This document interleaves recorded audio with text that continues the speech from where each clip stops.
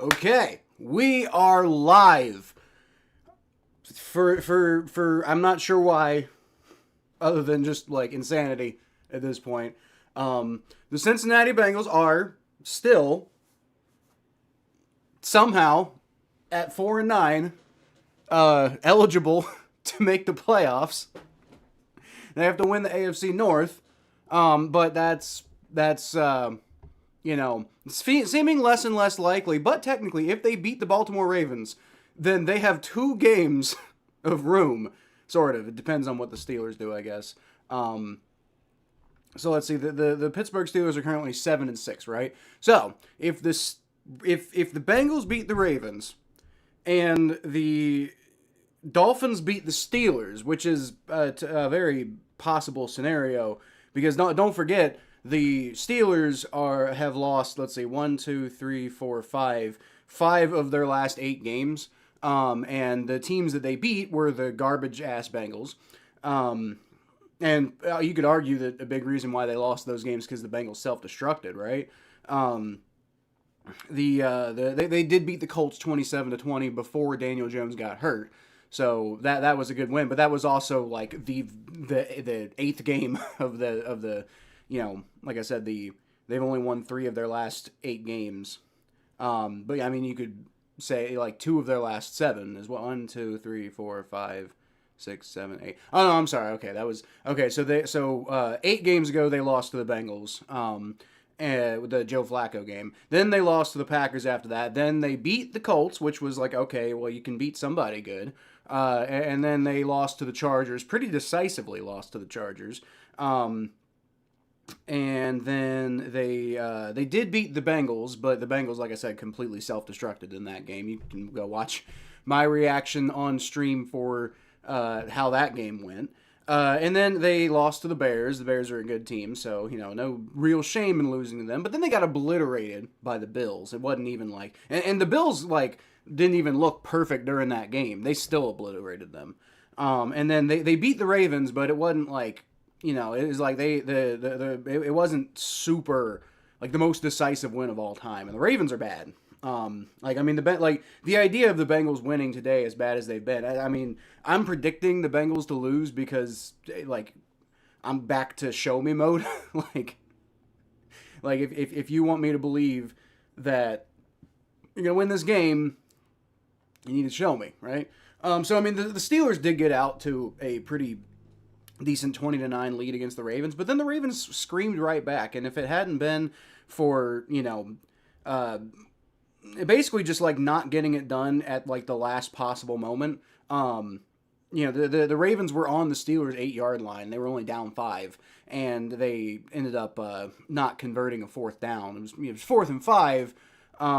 But point being that game was that game almost went the other direction, and the Steelers would be 6-7 right now if it hadn't gone that way. Now shoulda, coulda, woulda. It's not really the point, but we'd be talking about this Pittsburgh Steelers team.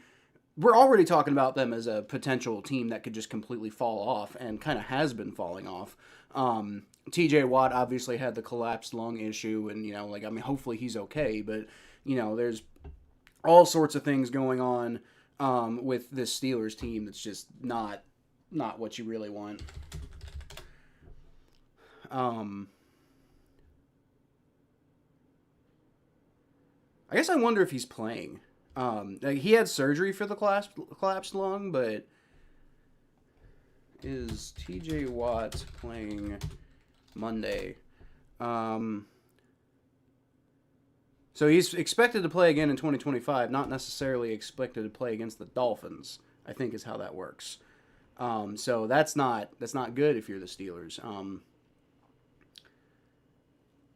think that's how that works. I don't know. But expected to play again this season. But that's only if, obviously the Steelers stay in contention, which they will. I think they're anticipating making the playoffs, though. If they lose to the Dolphins today, then they're 7-7, right?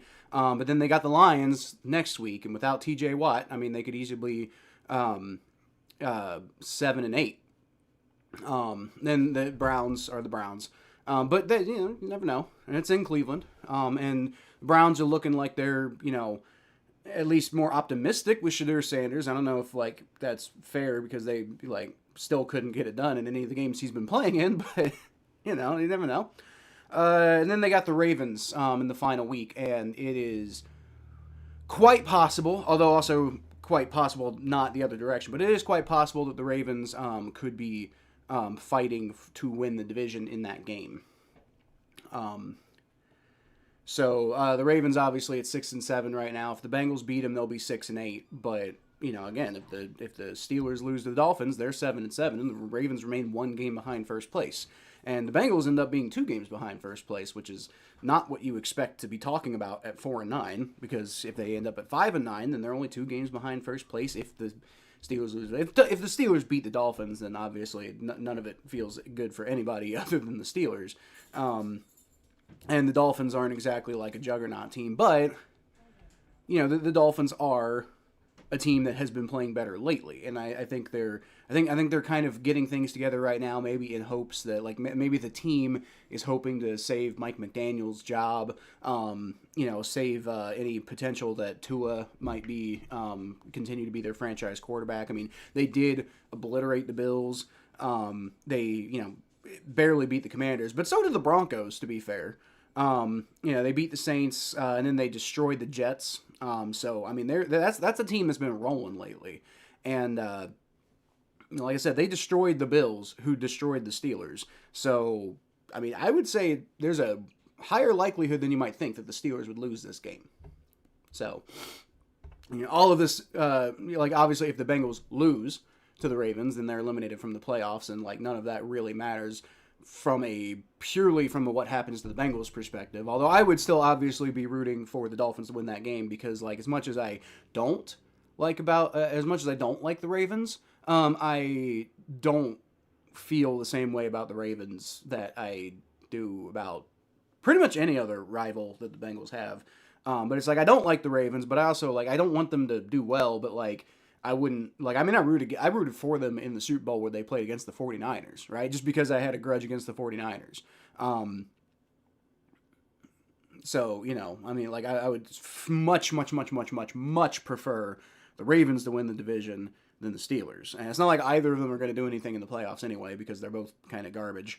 Not that the Bengals aren't, but I just want the season to continue, man. I like as much as it sounds counterintuitive, as terrible as the season's been, it's just like I don't, I want them to have a chance, Like if they lose today, then we're like the season's over. Functionally, I mean, obviously we still got to play. Well, like we got like 5 more games or 4 more games after this. Let's say we got maybe 3 more games. The Bengals lose today. Then they're eliminated from the playoffs, and then they have to play the Dolphins, who, if they do beat the Steelers, then, that's going to be a tough game for us, but you never know.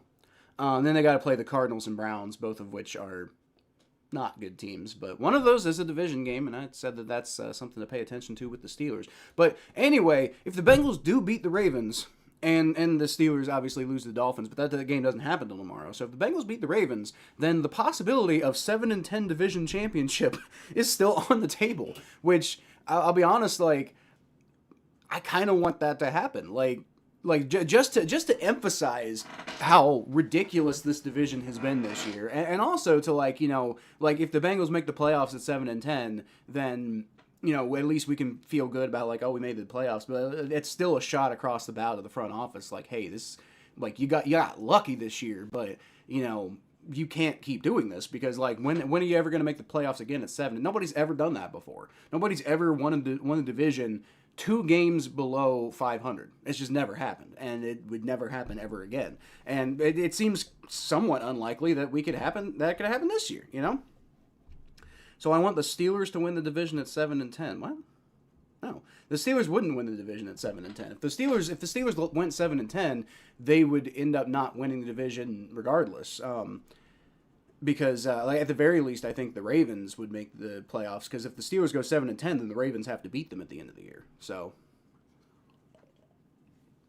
it's not even. I don't even think it's possible for them to make the playoffs at 7-10. It is weirdly possible for the Bengals because of the way the schedule works. We don't talk about the Dolphins-Saints game. Well, I was just pointing it out. I wasn't really going to go in depth with it. Bengals 33-16. I hope you're right. I just, like as I said, I can't pick the Bengals until they prove to me that they're worth picking. I said that earlier this year, and then they did kind of prove to me that they're worth picking, and then they like went right back to doing the same shit they were doing before.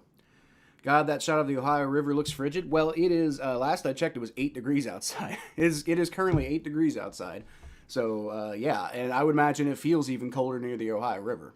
I live in Fairfield, where there's like a lot of trees and shit. Now, I mean, there is a the Little Miami River is pretty close to me, but the Little Miami River isn't even remotely. I think it's the Little Miami. It might be it's either the Little Miami or the Great Miami. I can't remember which one. Maybe Google Maps would know. But it's like like I live right in front of Joyce Park, and then the river runs through Joyce Park, so it's not exactly in my backyard. According to this, it's Indian Creek. Oh wait, no, never mind. I'm in the complete wrong part of town. Where is my house?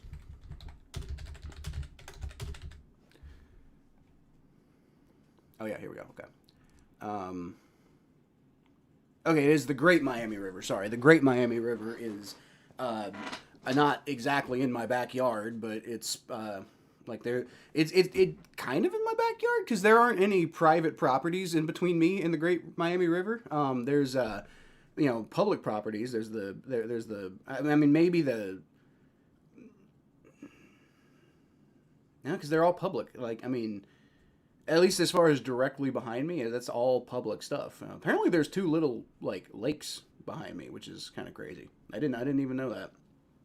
That's not on my property, but yeah. Anyway, talking about that's more fun than talking about the Bengals, I guess. But yeah, so I mean, like we get a little bit of extra cold, I think, probably because of the Great Miami River. But the Great Miami River and the Ohio River are just 2 completely, entirely different beasts. Like, I mean, if you zoom out far enough on Google Maps, you can't even see the Great Miami River.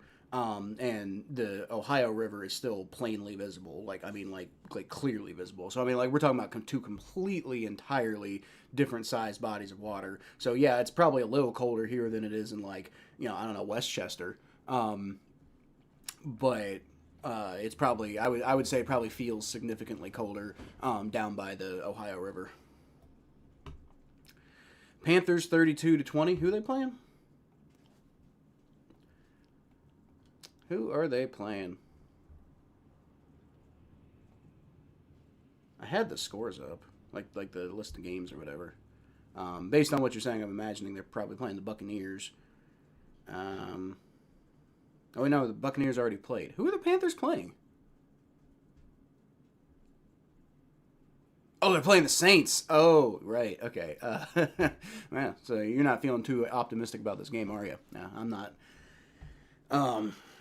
It feels like the type of game the Panthers would lose, right? But I don't think they will. Especially with the Buccaneers kind of giving them like a wide open path. You would think that this is exactly the type of game that the Panthers want to take advantage of, because the Panthers are currently in the lead of the NFC South. Now I think that's pending what happens against the Saints. Like if they lose to the Saints, I think the Buccaneers take back control, but depends on tiebreakers. But if they beat the Saints, then they're 8-6, and the Buccaneers are 7-7. So at 7-6, they're currently half a game ahead of the Buccaneers, which is kind of crazy. Saints don't play till later, so I'm here for the vibes. What vibes? There's no vibes. There's not good vibes. I'll tell you that. Like I'm not feeling confident about this game. I'm already like kind of preparing to just be pissed off and just be like, well, this season felt over when we lost to the Jets. This season, let me rephrase. This season fell over when we lost to the Bears, right? When we lost back-to-back games that like easily we should have won based on the way the games went. Now, I mean, obviously the Bears game, it was the opposite of the Jets game where we were the ones who made the comeback, but then we somehow fucked up we completed the miracle comeback against the Bears and then still lost. After that, it felt like the season was over. But then it kind of like, because of the way the division was, it's like, okay, well, maybe if we beat the Steelers, then we got a real shot. And then we lost to the Steelers. And then it was just like, from that point, it's just like, okay, the season's basically over. Now we're in like, miracle mode. Then we beat the Ravens pretty decisively. And it's like, okay, well, maybe this is crazy season, but it's already been a crazy ass season. But like, I mean, the division is still open. Like, I mean, it's that window's closing, and all the Steelers got to do is just like, get their shit together. If the Steelers get their shit together, none of this matters anyway, right? But with TJ Watt out almost certainly against the Dolphins, and who knows how much longer he's going to be out. They're saying he's going to play again this season, but we don't know if that means like, they're anticipating making the playoffs and they're expecting him to play then. And then, like I said, they play the Lions next week, and that's going to be tough without their best pass rusher. So if they lose to the Dolphins and they lose to the Lions, then the Steelers are the Steelers are 7-8, and you could have a Cincinnati Bengals team that at that point is 6-9. Nice. You could also theoretically have a Baltimore Ravens team that is in the lead of the division at that point in the season. But 2 weeks down the road, 2 weeks down the road, you could be heading into a situation where the Cincinnati Bengals are 6-9 and the Pittsburgh Steelers are 7-8. And then it's just like, and maybe the Baltimore Ravens are still kind of hanging around there too. And, the Bengals could be in a situation where if the Ravens beat the Steelers in Week 18, then the Bengals just got to beat the Browns, and then they win the division, which would be insane. But technically, crazier things have happened. Many of them not in the Bengals' favor, for that matter. Like, it's a very rare situation where miracles happen in the Bengals' favor occasionally. But, like, I mean, the most significant one I can think of is, like, when we beat the Bills, or when we beat the Ravens so that the Bills could go to the playoffs. That was a miracle. Like, how did we pull that off type of situation? But it was like, all it really did was mess with our draft stock, and it sent the Bills to the playoffs. And then there's this, like, friendship between Bengals fans and Bills fans, and that's been tested in recent years. But, like that was that, like, those are the types of miracles we get. We don't get miracles where, like, the Bengals actually get something crazy in their favor, like, when we do good things, it's just because we earned those good things. It's not because, like, we did something crazy at the end of the game. Anyway, the Ravens are going to get the ball first, and that's going to be returned, and the not good coverage on the return, so that's going to be brought out to about the 34-ish yard line. Not great way to start the game. Cam Newton got pissed that the Colts called Phillip before him. I saw that. The Ohio was steaming. I don't know if... I don't know. I think it might be Frost, but yeah. We already beat them, and hard to beat a team twice. It is hard to beat a team twice, which is why I don't feel super great about this game. But you never know. Hope the Panthers lose today and win every game after that. Well. All right, Derrick Henry's going to get the handoff, and he picks up about 5 yards on the run. That's not a good way to start the game. Not a good way at all. They're only going to give him 4 on that one, but still, it's not a very good way to start the game. So as a reminder, a big reason why the Bengals won so decisively against the Ravens last time we played them is because of turnovers. And I've said, like over the last couple of years, I have said several times, you cannot rely on turnovers. When they happen, great. And if you can capitalize on them, even better. But you cannot rely on turnovers. There is a very large Bengals players down. I cannot tell who it is. But I'm guessing due to the size of that human being, probably a defensive tackle. That's unfortunate. Don't judge me. I'm voluntarily watching Eagles Raiders over Bills Patriots. Why? BJ Hill's down. I thought it might be like BJ Hill or Chris Jenkins, or it had to be a defensive tackle. That guy was huge.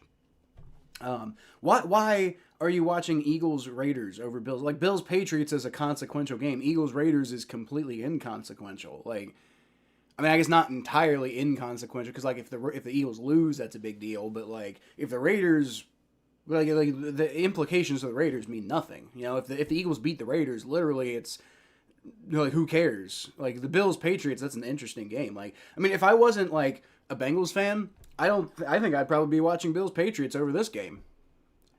Yeah, right. I get that you want to, because obviously you're choosing to do that. But like, why are you choosing to do that? That's weird. Like I said, I would, if I was a neutral fan in the NFL right now, I would probably just be watching. I'd probably be picking Bills Patriots to watch right now, because that's a decisive game. I don't know. Maybe Chiefs Chargers, but like, well, probably not though, because like, are the Chiefs eliminated from playoff contention? I can't remember. I don't think they are, right? But it feels like they're on the way out here pretty soon. So, yeah, the Chiefs are not yet eliminated from playoff contention. So, they are eliminated from their division, but they're not eliminated yet from playoff contention. So, I think I might be watching Chiefs Chargers just to see if maybe the Chiefs can get it together. But also, Bills Patriots would be a good game. This game is like on the list of games that are maybe worth watching, but like in terms of like from a neutral perspective, the implications of this game still aren't very high, but they're higher than Eagles Raiders. So I'm just curious. Eagles lose so you can be happy. But didn't you predict the Raiders to win? I mean, didn't you predict the Eagles to win? Like, okay. Mikey is an Aints fan. His decision making is legitimately questionable. Okay, stranger, listen. We're Bengals fans, my friend. like, I mean, yeah, I mean, you could make that argument about Mikey for sure. You could make that argument that Mikey's decision making is questionable because of that. Anyway, it's gonna be a handoff, Derrick Henry, and 5 yards. They managed to bring him down before he gets a first down, but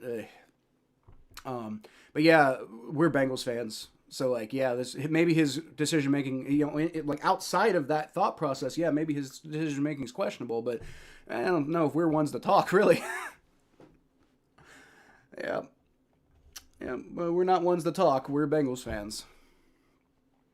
But I think it's for the same reason, you know, born and raised, and like, what are you going to do at that point, you know? I blame my dad. All right, it's going to be another handoff, and he doesn't get nearly as much on that one, but Derrick Henry does get across the line for a first down. I don't know what else anybody expected to see there. Duh. This defense is garbage.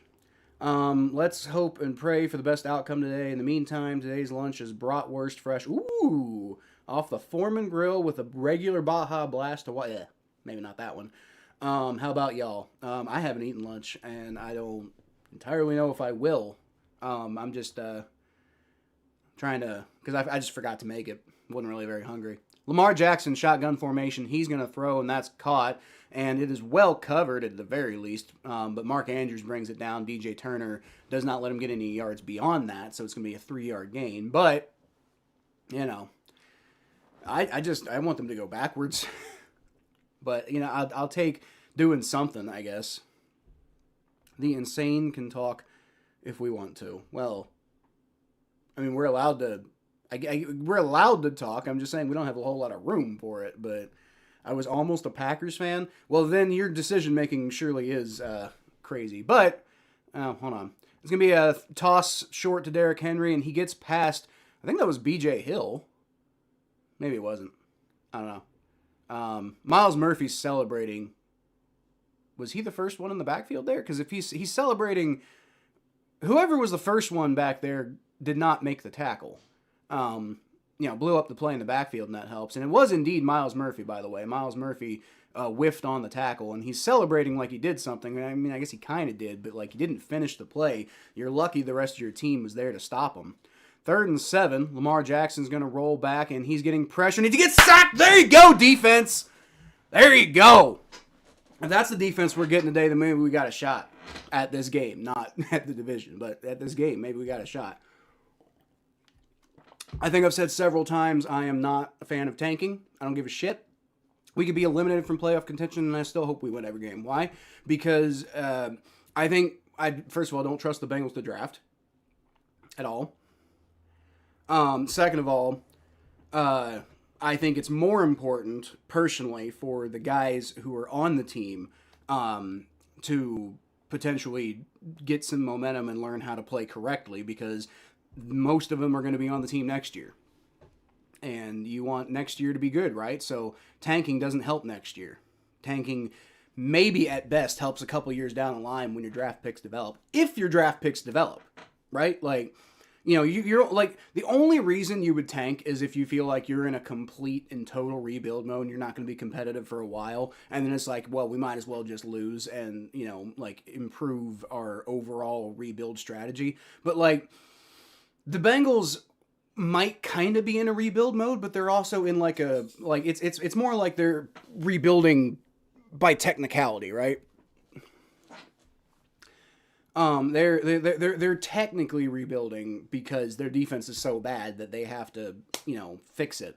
But they also have Joe Burrow, Tee Higgins, and Jamar Chase locked up long term, and their offensive line has apparently improved. Their offense is so freaking good that the Super Bowl window, in theory, should also be open. So it's like they have to rebuild part of their team, but they're also doing so in hopes to surround Joe Burrow in a way that like takes advantage of the Super Bowl window, which by the way is open as long as he's on the team. You know, like maybe right now it doesn't feel like the Super Bowl window is open, and maybe you could say like this year there's the likelihood of winning the Super Bowl is pretty low. But even then, when you think about it, like if they do somehow by some miracle make the playoffs at this point, then they're going to be one of the most dangerous teams in the NFL, right? Like, I mean, the defense has to play somewhat consistently to make it matter, but they're going to be pretty freaking dangerous when they get there.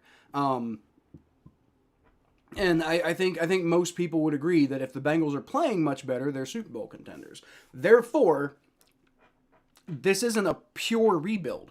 And because of that, I don't want to tank. I want to, you know, I want results for next year, and, you know, getting a higher draft pick isn't necessarily going to like help next year. Partially, because I don't really trust that anybody that they get in the first round is going to work out necessarily, at least, especially not right away, because that just never happens with the Bengals, and they haven't exactly been very good at drafting in recent years. So let's say they get like, you know, the number 9 draft pick instead of the number 12 draft pick. What's that really gonna do? Like maybe we end up like in a bit better position to draft like the guy that they want, but like who's to say that the guy they want is even the right guy, right? Like, I mean, you know, Shamar Stewart has had some flashes and had some rough spots. He's had a typical rookie year this year, but you know that was, I guess, the guy they wanted, and that doesn't really seem to have like made a big difference this year. Like I want Mansour Delane. I've been pretty clear about that, but that doesn't mean that the Bengals want Mansour Delane. So it doesn't really matter if they get the number 9 pick or the number 12 pick, honestly. You know, unless they're planning on trading down, then that increases the value, but they're not going to do that. Chase Brown's going to get the handoff on first down, and he just barely, I think might have gotten a half a yard. That wasn't a great way to start on offense. Murphy again. Yep, Miles Murphy. Miles Murphy got it done, and he is starting to develop. That's if there's any good news about the defense this season, it's that Miles Murphy has been developing quite nicely. You know, I wouldn't say he's a, you know, Hendrickson replacement yet, but he's looking pretty good lately. You know, maybe possibly worth that first round pick eventually. 2nd and 9, Joe Burrow, shotgun snap, throws, caught. There you go, first down. Was that Gesicki? I think that was Mike Gesicki. Yes, it was. Indeed. Tee Higgins, by the way, is inactive today. I don't know if I mentioned that earlier. He's got a concussion, and that's unfortunate, but, you know, next man up. And the Bengals have a lot of offensive weapons, so it's the type of thing that's like, you know, they should be able to deal with it. Rashad Bateman is inactive for the Ravens, so, you know, I mean, he's a fairly decent wide receiver for them, and yep. All right, Chase Brown with a pretty decent block there, but they're going to call holding on him. Joe Burrow throws, and it's caught by Andre Yoshivas, but they're going to call holding on Chase Brown on that block attempt. Yep. That sucks. He got beat there. That was a poor block attempt, and he basically had to hold him to make sure Joe Burrow didn't get sacked. So, I mean, like, that's one of those situations where holding is like, you got to do what you got to do. And, like, yeah, it sucks that we got the penalty, but I'd rather take the penalty than Joe Burrow get sacked in that situation. So, you know, that was a holding call, but you got to do better on the block setup. Well, it's going to be 1st and 20 now, and that sucks. At least we got the down back. All right, Burrow, shotgun formation. Going to take the snap. He's got a pretty clean pocket. Throws. He's got Jamar Chase pretty wide open. And he gets most of those yards. I think it's going to be about 2nd and 3 after all that. But he picks up about 17-ish. I'm calling it 18. Okay, I was trying to be conservative because of whenever I try to be accurate, they're like, no, you're a yard off. So I tried to be a yard under. Turns out I was too conservative this time. Apparently Patrick Mahomes rushing for a touchdown against the Chargers. Boo. Boo. Boo, I say. I want them to lose. No Chiefs in the playoffs. That's what we need. I don't even give a shit if the Bengals are in the playoffs or not. I just don't want to see the Chiefs in there. A nice run by Samaje Perine. The initial hole he was looking for completely closes up, but he manages to shift to the right and pick up a first down there. Good job. Yeah. Okay, so let me rephrase. I care. I want the Bengals. The most important thing to me is that the Bengals make the playoffs. But if the Bengals aren't going to make the playoffs, I at least want to see the Steelers and the Chiefs not in there, right? Like, if as long as the Steelers and the Chiefs are not in the playoffs, then, you know, I can at least accept the way that life is. But, you know, I guess I can if they're in the playoffs anyway, but not looking forward to it. Chase Brown takes the handoff, and he picks up about 2, maybe 3, runs right into Ted Karras's leg, and I hope he's okay. I don't see any indication that he's not, but that was a rough place to get hit. Tyler Shuck is the future. That's why I want to win. Well, see, that's what I'm saying. Like, we have a future. Things look really rough right now, but we have a future, so I'd rather win than get a better draft pick because, like, we don't need to go find the future. We just need to make these guys work, or maybe most of these guys work. Like, the guys who are sticking around, we need to make them work, you know? Would I rather see the Chiefs or the Browns in the Super Bowl? Ooh. Whew. Ooh, I'll answer that in a second. Joe Burrow throws, and it's caught. Mike Gesicki, that's a good play. It's going to be about a 6-yard gain. There's a flag, though. What's the flag? I swear to God, if there's another holding call on the Bengals, I'm going to poop.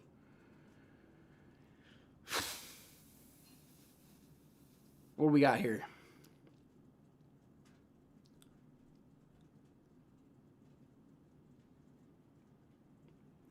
Taking their sweet time figuring out what the hell's going on. Illegal hands to the face on the defense. All right. And that's going to be a first down to the Bengals.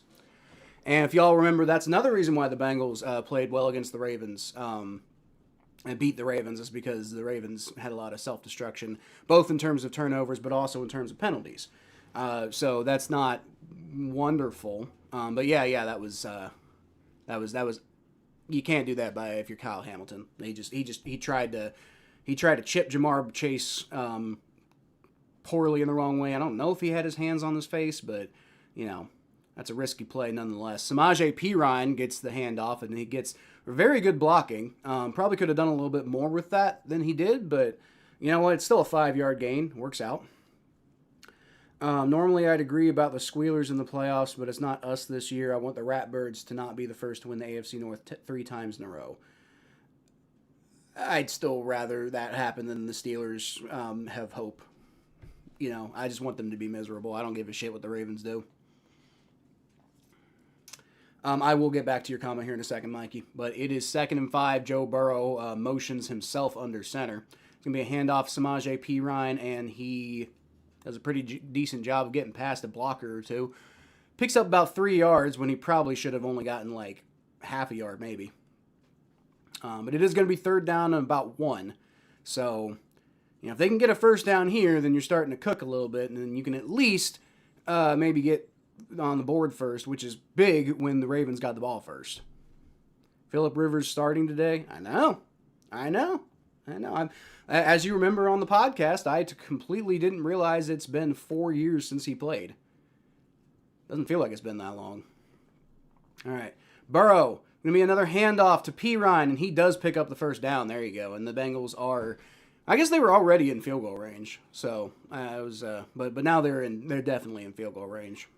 So there you go. Offense moving the ball. That's what you like to see. That's what you need to have, especially with the fact that even though they had a good first drive, I do not trust this defense because that's what they've done all years. They've done good in the first half and completely blown it in the second half. That's almost every single loss we've had has been that story this year, save for a couple of offensive meltdowns, but those have not been the norm at all. Rivers' new Hall of Fame eligibility is 2031. And he's not going to make the Hall of Fame. Chase Brown gets the toss over the middle. He picks up about 5 yards. 6 yards. So they're just matriculating the ball down the field, boys. Phillip Rivers is not making the Hall of Fame, Mikey. Lose and out, but you also need the Steelers to lose all their games except for the Week 18 versus the Ravens. Which would probably be climate when the Browns lose to the Steelers next week. What? Eliminated. Okay. Is that? I don't think that's right. If we win our next 2 games, I don't think we're eliminated if the Steelers beat the Browns. That's not correct, is it? I guess if they beat the Browns and the Dolphins, yes. Joe Burrow, shotgun snap, throws. He had Jamar Chase wide open, man, and he got the ball to him, and Jamar just dropped it. God damn it, Jamar. Now, it was a little behind Jamar, so Jamar had to adjust to go get it, but he was wide open. Should be able to catch that. Wasn't a... No, that was right to his chest, man. That was a little behind him, but it was still to his chest. Damn it, Jamar. He was open too, man. I don't know if he would have had a touchdown, but he would have at least had 15 yards. All right, well, 3rd and 4 now. Come on, stay alive. Bengals are taking a timeout. Why? Why? Why are we taking... I mean, I'm not super upset about it, but why? You don't like Jamar, we'll give him a 2038 sixth. What? No. Bam Knight getting carded... Who? Bam Knight? Who's that? Zonovan Knight. Okay. Getting carted off against the Cardinals? Ooh, that's not good. That's not great. I don't even know a whole lot about him, but that's not good if you're the Lions. Cardinals. He's on the Cardinals. Okay, I thought he was on the Lions. Okay. Well, that's not good if you're the Cardinals then. That's terrible if you're the Cardinals. You need all the help you can get against the Lions. 3rd and 4 from the 25.5-ish yard line. Jamar Chase motioning out to the left. Joe Burrow takes a shotgun snap. Looking around. Got to get out of the pocket, and there is a flag. He's just going to run and try to get something. He doesn't really get it. Gets about a yard, so he doesn't take a sack. It's better than nothing, I guess. But what is the flag? I'm guessing probably holding on the Bengals. Probably holding on the Bengals the way that flag went. Although they are pointing toward the Ravens. They are pointing at the Ravens. Okay. All right, what's going on here? Illegal shift on the Bengals. And was there something else on the Ravens? Because they cut away on the broadcast. I don't even know what happened. The Ravens were upset, so I'm guessing it was offsetting penalties or something. Breaking news, Jets still suck. Well, we knew that. Not against us, though. The Bears still suck. Again, not against us, Richard. Offsetting penalties. All right, sounds good to me. So are we replaying 3rd and 4 now? Yep, replaying 3rd and 4. Let's see if they can get this one done. Shotgun formation for Joe Burrow. He is empty. And he's getting rushed immediately, gets sacked all the way back at the 42-yard line. Oh my God. Why didn't you throw the ball away, you fucking dumbass? Why didn't you throw the ball? You were so far out of the pocket. This is what I'm talking about. Joe Flacco would have thrown that ball out of the pocket. That is the exact thing that Joe Burrow desperately needed to learn, and he just No, on no planet do you need to take that fucking sack. What are you doing? Also, Dylan Fairchild just completely whiffing on that play.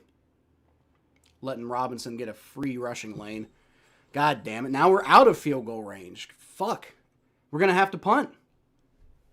They gave it to him at the 40, but we're going to have to punt now. Like, god damn it. That was such a stupid play. There's no reason why that play ever should have happened. All right, it's going to be fair caught at the 15-yard line. Ryan Rico does his best to try to do something with that, but he does, honestly, a very bad job.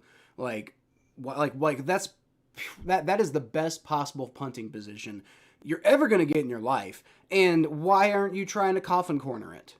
Why are you just like putting it up in the air and giving them the ball at the 15? Like, that's still decent field position for the defense, but like you could have pinned him, man. Like, I like Ryan Rico because like sometimes he does great stuff, but other times he's just completely whiffing on opportunities. Yeah, Dylan Fairchild completely let Joe Burrow down on that one. But Joe Burrow needs to throw the ball away. Like I don't understand why Joe Burrow is holding on to the ball in that situation. Throw the ball away. You're out of the pocket. It's not going to be intentional grounding. Just throw the ball out of bounds, man. Even if you get intentional grounding, even if that's intentional grounding, like you're punting anyway. Like, just get rid of the fucking ball. What are you doing? That's like the biggest thing that's been a problem for me with Joe Burrow with the Bengals. Like, I love Joe Burrow. I'm not saying, I don't want Joe Burrow to be the Bengals quarterback or anything like that. But the biggest bitch to me about Joe Burrow is that he doesn't get rid of the ball when he desperately needs to get rid of the ball. Like, we could have been going for a field goal on that one, but you just had to try to hold on to that ball and make some sort of hero play. You got to throw the ball away, man. Like that is like that guy is like bum rushing you, and you got to have the awareness of mind to know that you got to get rid of that ball and preserve the field goal. Like, I know that's not as sexy as making a big crazy ass play, but like, how many big crazy ass plays have you really been making this year? Like, yeah, it's awesome when you pull those off, but like, you can't be risking everything on a play like that. Especially with the way the defense has been this year, man. Like, the offense makes one mistake and the defense completely lets them down. I know they had a good first drive. I do not trust them to keep that up. Yeah, the O-line sure, yeah. Dylan Fairchild just completely acted like he had no idea that guy was rushing, and he went to try to go help Ted Karras, but he let a free rusher right at Joe Burrow. But even then, Joe Burrow's got to get rid of the ball. Like, I don't understand what you're doing. You don't like Burrow? Fuck off, Mikey. Bad Fairchild, bad Burrow. Like, that was just a completely unnecessary, ridiculous play. And then Ryan Rico, like, has the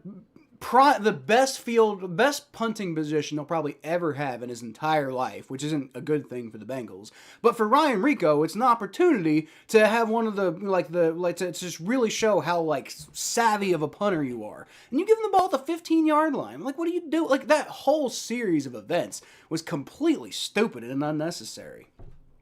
Now the Ravens got the ball at the 15-yard line.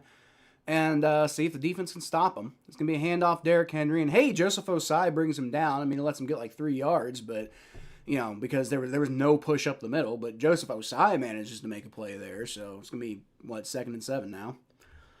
Saints next 2 will be against the Jets and Titans. Well, you could win those games. Back to your question earlier. You asked if I'd rather see the Chiefs or the Browns in the Super Bowl. I think I'd rather see the Chiefs because we'll always at least have that the Browns are worse than us. But I don't know if that's the case if the Browns get to the Super Bowl. And that's a huge play by Demetrius Knight, who blitzes Lamar Jackson. And Lamar Jackson just looks like he has no idea what to do at that point. Like, he freezes and he takes the 10-yard sack. That is a phenomenal play by the defense. And I'm not sure what Lamar Jackson's doing there. Like, Lamar Jackson easily could have, juked him and made something happen, but he just freezes and lets Demetrius Knight, get all over him. I'll take it. 3rd and 14 now. Can the defense get off the field here? That'd be awesome if they did. That would sure be awesome if they did. Now, it is 3rd and 14. 3rd and 15 feels like the type of play where they just let him get, a first down. Playing soft coverage, I can already see that. And nope, oh, never mind. Demetrius Knight once again makes a phenomenal play to on the screen pass, and what looked like could have ended up going for the whole thing, and almost ends up going for 2 yards. Ravens going to have to punt from deep in their own territory, and the defense just bailed out Ryan Rico for sure. I don't want to say they fully bailed out Joe Burrow because like they didn't put 3 points on the board that easily could have been on the board, but the defense definitely just bailed out Ryan Rico. So that's good to see. This defense has been improving, but they haven't had the ability to sustain it all year basically. So if they can see, this is why I want them to win games, right? Because like I don't want to see a lot of these guys on defense necessarily on the team, or at least starting next year, but there's a pretty good chance they're going to be. So what I really want to see is I want to see this defense improve and build some consistency, because if this defense can be better next year, then I mean, like who's a free agent next year for the Bengals?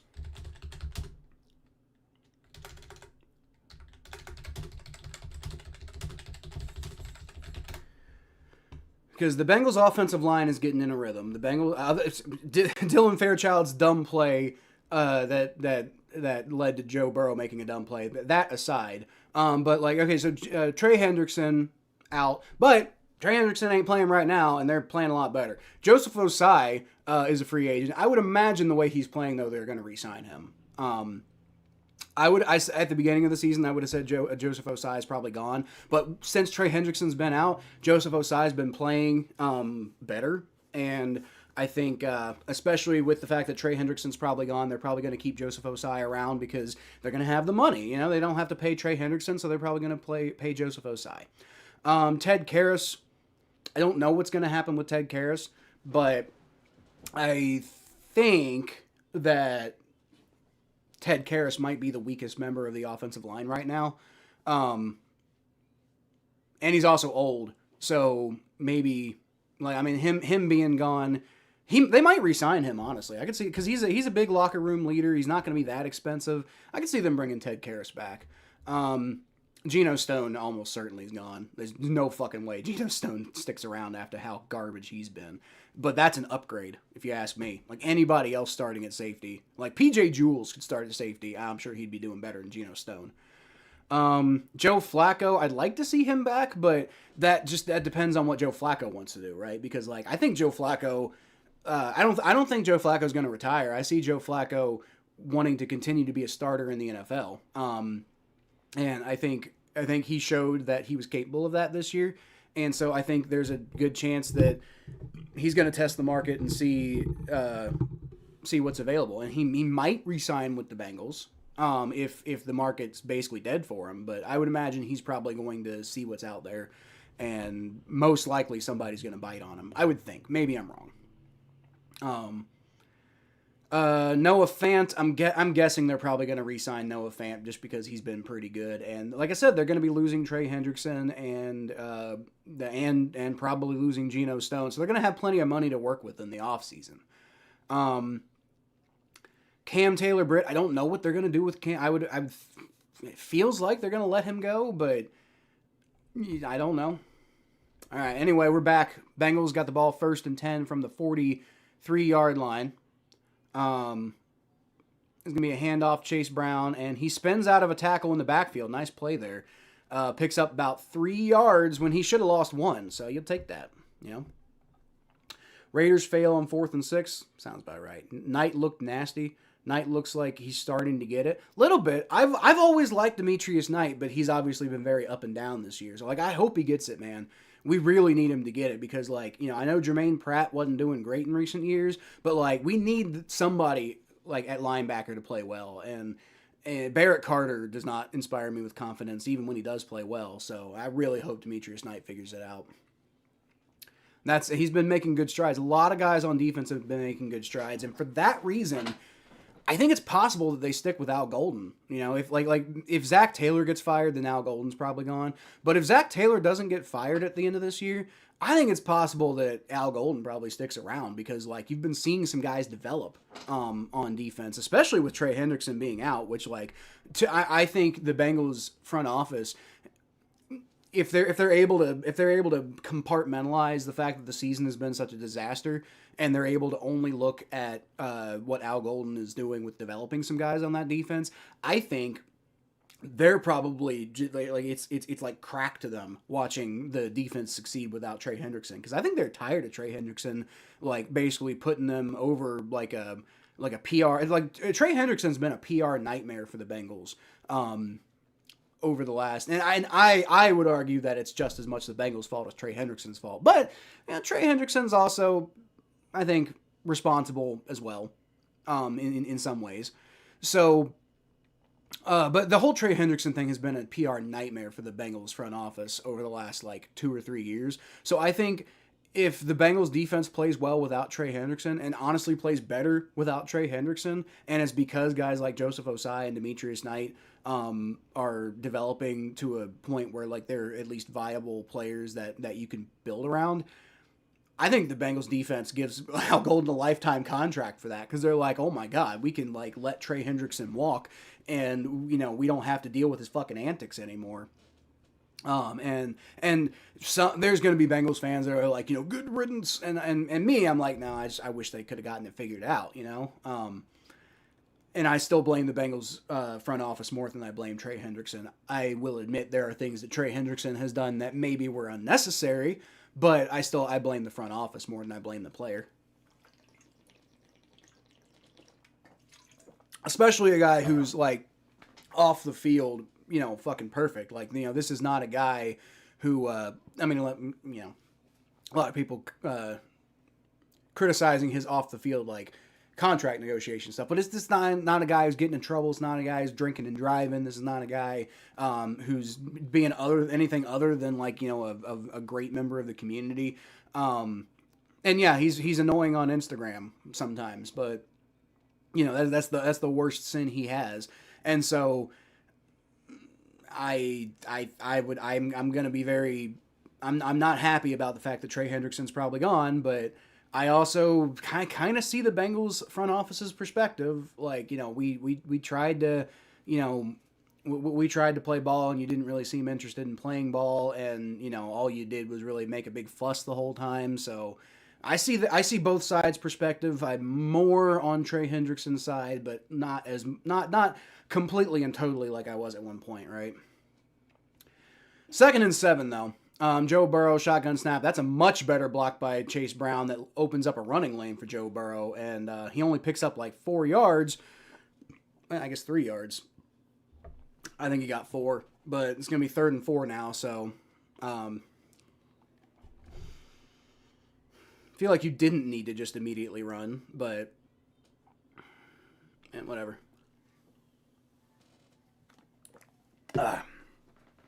Get a protein shake in so I can, if I'm not going to eat lunch, then at least I won't be fucking starving by the end of the game. It is the second quarter, by the way. I need to go ahead and change that. But I will do that as soon as this next play is over. 3rd and 4, Joe Burrow looking around. He's got a pretty clean pocket. He's got Jamar Chase, but it's not, he didn't have the angle for that at all. And that's going to be 4th down. Bengals going to have to punt again. Great.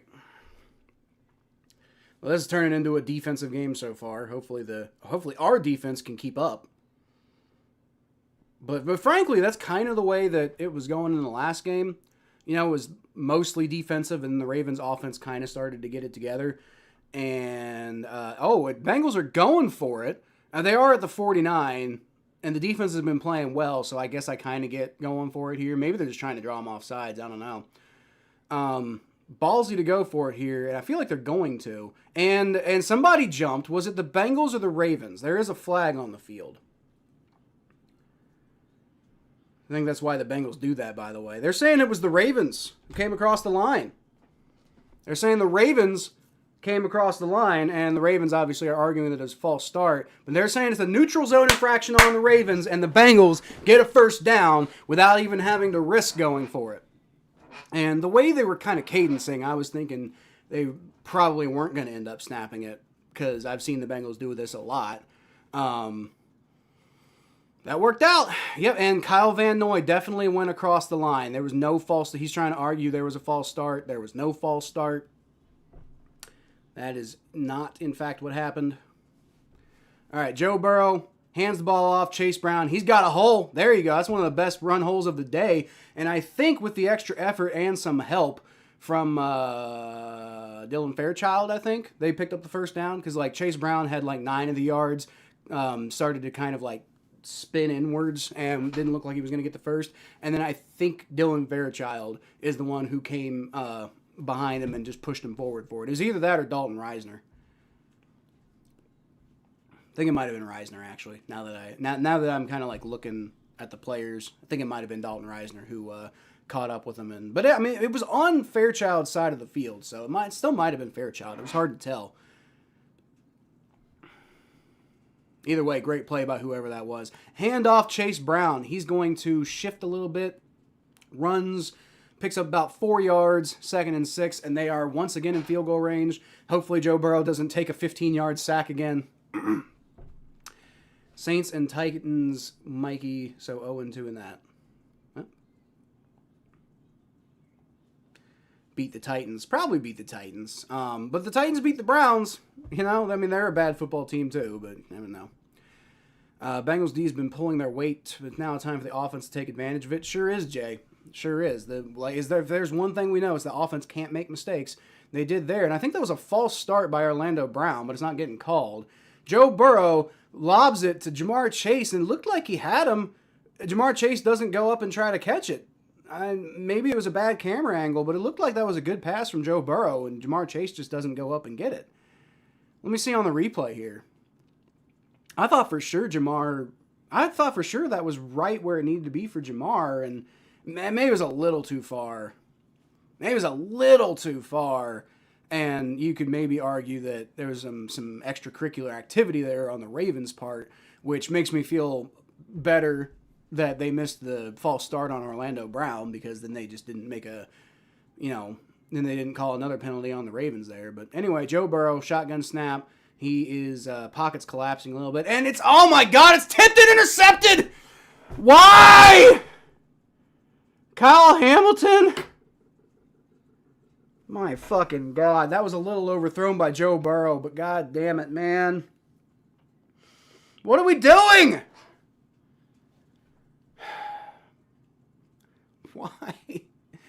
Why? Oh man, that was overthrown by Jamar Chase, or overthrown for Jamar Chase. So I'd say that was more on Burrow than it was on Chase. Damn it, man. Well, it's basically a punt, essentially. You know, it's basically like the drive didn't work out and we punted.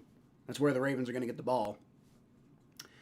Osai has looked way better playing in Trey's spot than he did on the other side.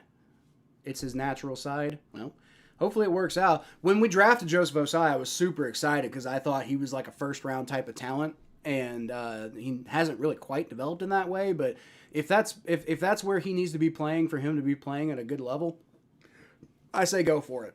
I say Joseph Osai deserves to be re-signed at this point. I think that's pretty clear.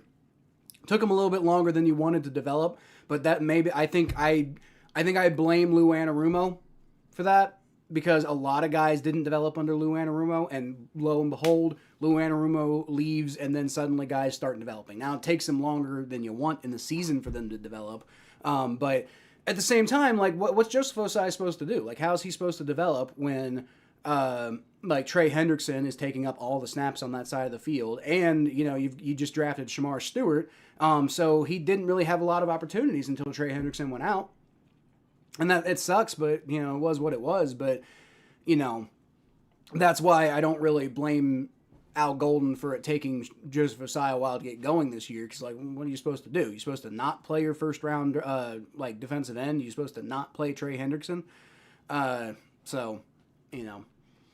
And some guys, it took some guys like Demetrius Knight taken forever to develop this year. It sucks, but it also it's when you lose Jermaine Pratt at the beginning of the season, and then it seems like Logan Wilson kind of quits on the team, who was a captain, by the way. Then it's just Al Golden's not really working with everything you want him to be working with at that point. I wonder if Al Golden just wasn't liked very much by Logan Wilson and Jermaine Pratt, because like the second Al Golden got brought back as that defensive coordinator, Jermaine Pratt's like, I'm out. like bye. And then like Logan Wilson doesn't even make it the whole season before he's requesting a trade. I wonder if they just didn't get along with Al Golden. Maybe Al Golden didn't like them very much. I don't know. Which is crazy because when Al Golden was the linebacker coach here, like Logan Wilson and Jermaine Pratt were one of the best linebacker combinations in the NFL. So that is kind of wild to me that it appears that relationship's just broken. Oh man. So somebody other than Derrick Henry gets the handoff. I think that might have been Gus Edwards.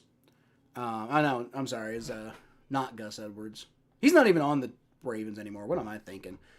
He's on the Chargers now, right? That was Keaton Mitchell who got the handoff, and he picked up about 8 yards. So they can stop Derrick Henry. They just can't stop Keaton Mitchell. That's the most Bengals defense thing of all time. You know, they play really well against the starter, and then the backup comes in, and he gashes them. All right, well, see what they can do here. Lamar Jackson hands the ball off. Keaton Mitchell once again. And it's a big whiff tackle. And I think I might have seen a flag, but I don't, maybe not. That might have just been some debris on the field or something. I don't know. But it's going to be like a 20-yard gain either way because of one gigantic whiff tackle and absolutely zero run stopping ability or like block shedding ability by the defensive line. Drake May rushes in for a touchdown, looks like, against the Bills, and they're creaming them right now. Up by 2 touchdowns, I think. If I was reading that scoreboard correctly, it looked like they're up by 2 touchdowns now. All right, well, the Ravens are getting close to field goal range now. It's going to be a handoff, Keaton Mitchell, and they actually stop him there for about 2 yards. Bengals defense starting to show their fucking colors again. Kayshon Boutte made an incredible catch to set up a Drake May touchdown. There you go. Except our red zone offense isn't great, Mikey. Drake May rushed for a touchdown, though. But you didn't. You got a touchdown. Ratbird, linebacker, got a non-contact on the return. That's not good. Wish it could have worked out with Trey, but I'm sick of Treys of our lives in the offseason. Yeah, I'm not a big fan of it either, but Lamar Jackson's going to throw, and that is also tipped and intercepted. The same exact thing happens in the Bengals' favor this time. And that was, once again, it was off the hands. Now, that was a little different, though. That was a decent pass by Lamar Jackson and just completely whiffed by the Ravens wide receiver. And Jordan Battle comes up and picks that off, like just before it hits the ground, too. And it stays on his elbow, too. That he almost, like, screws that up. But he doesn't. And he manages to hold on to it and secure that ball. It was Marquise. What? Zay Flowers. Who just completely bobbles that pass. And the Bengals are back in business after, good Lord. This is exactly how the other game went. I think the offense was a little bit better against the Ravens in the last game, but it's exactly how the other game went. Is like, the Bengals looked like they were trying to give it to the Ravens, and the Ravens just like keep turning the ball over. Buchanan carted to the back. No, it's not good. Dallas Goedert dropped a wide open touchdown. Wow. Jake Elliott hits a 27-yard field goal. Eagles up 10-0. So that's why I'm saying, why are you watching that game? Like, I don't think the Raiders are going to win. Go watch a better game. Go watch this game. This game is at least entertaining. It's not... It's kind of... like, both teams are bad right now. But it's more entertaining. Saints are guaranteed to blow the Jets out. I'd be careful about guarantees. I guaranteed the Bengals would beat the Bills last week, and that did not work out in my favor. Another Bengals drive with no points to show for it. Yep. But hey, you know what? Like I said, it turned out to basically be another punt. Like basically, yeah. I mean, that's not turnover. At least they weren't set up in phenomenal field position, and then they turned the ball right back over to us in the exact same way. So it does suck that we don't have any points yet, but apparently you can take your time against this Ravens team. It's a 0-0 game in the second quarter. That's kind of wild when you think about it. Hi, Catherine McVaney. How you doing? 3330. Hi. I don't think I've seen you in the chat before, so welcome. Burrow has been overthrowing more than normal the last 2 games. He has. He has. I don't know what to say about it. I don't know if it's like, not playing for half the season has, or maybe he like maybe that maybe that MCL sprain is getting, maybe that wasn't fully healed enough for him to play. I mean, we know it wasn't fully healed because like we know he's playing with like a thing in his foot. So maybe, and it's not like his first game back he was like, there were some overthrows in that game too. So I wonder if he's just not planting well right now, which is kind of a thing. But Raiders punt because their receivers can't catch shit. That's what I'm saying. Why are you watching that game, man? All right, it's going to be a handoff, Chase Brown, and he picks up about 3 yards on the run. There is a flag, though, and I'm guessing probably holding on the Bengals. Marquise Flowers. I was about to say Marquise, or not Marquise Flowers. It was Zay Flowers. As a false start, illegal formation on the Bengals. Great. I was about to say Marquise Flowers, former third-string linebacker for the Bengals, who he was on the team for a while, but never really mattered. I don't know why I was trying to say Marquise Flowers. I see Flowers on the back. I'm like, that's Marquise Flowers, right? No, it's Zay Flowers. Yeah. Marquise Flowers, former Bengals player. That's why I made that mistake. Who Day battle? Yep. Got the interception. Chase Brown gets out of a tackle, there you go, and picks up about 6 yards on what really should have been like a 1-yard run. I don't know why they're running it on 1st and 15, but maybe it's because Joe Burrow is not throwing the ball very well right now. Trey McBride has surpassed Travis Kelce for most consecutive games in NFL history by a tight end with at least 5 catches. Good. Fuck Travis Kelce. I didn't choose for those 2 games to be my options. Yeah, it's fair. But Bills-Patriots is, Bills-Patriots game ain't shit either right now. Yeah, but at least it's consequential. At least, it's 2 good football teams. Like whether or not both teams are playing super well, it's 2 good football teams. You're voluntarily watching the Raiders. That's all I'm saying. Like, I know you want the Eagles to do poorly, but... Oh, nice! Oh, my God, dropped. Are you fucking kidding me? That was a very wobbly pass by Joe Burrow, but it was to the correct position for Andre Yoshivas, and he just drops it. Just completely, doesn't get hit, just completely fucking drops it. What are you doing? That's been a big problem for Yoshi all year, has been drops. That was not a perfect spiral by Burrow, and Yoshi does get hit, but like, man, you gotta catch that ball, man. It's gonna be 3rd and 9 now. Eagles punting. They're winning 10-0, so 3rd and 9. Come on, Bengals. Like, god damn. Like, that's 2 big drops right now by Bengals receivers that are a big reason why this offense hasn't scored yet. Joe Burrow's going to throw it short to Drew Sample, and he looked like, I guess he must have not had anywhere to go with that ball. And Drew Sample's going to try to make up the yards, but is not able to do that. So it's going to be 4th and 2 now, and it looked like Joe Burrow thought he was staying on the field, but not happening, as it probably shouldn't. So Ryan Rico gets to do what he does best now and just boot the ball as far as he can, which is better than nothing, but like, and I guess the fact that the Ravens didn't get any points is good, but Patriots winning 14-0.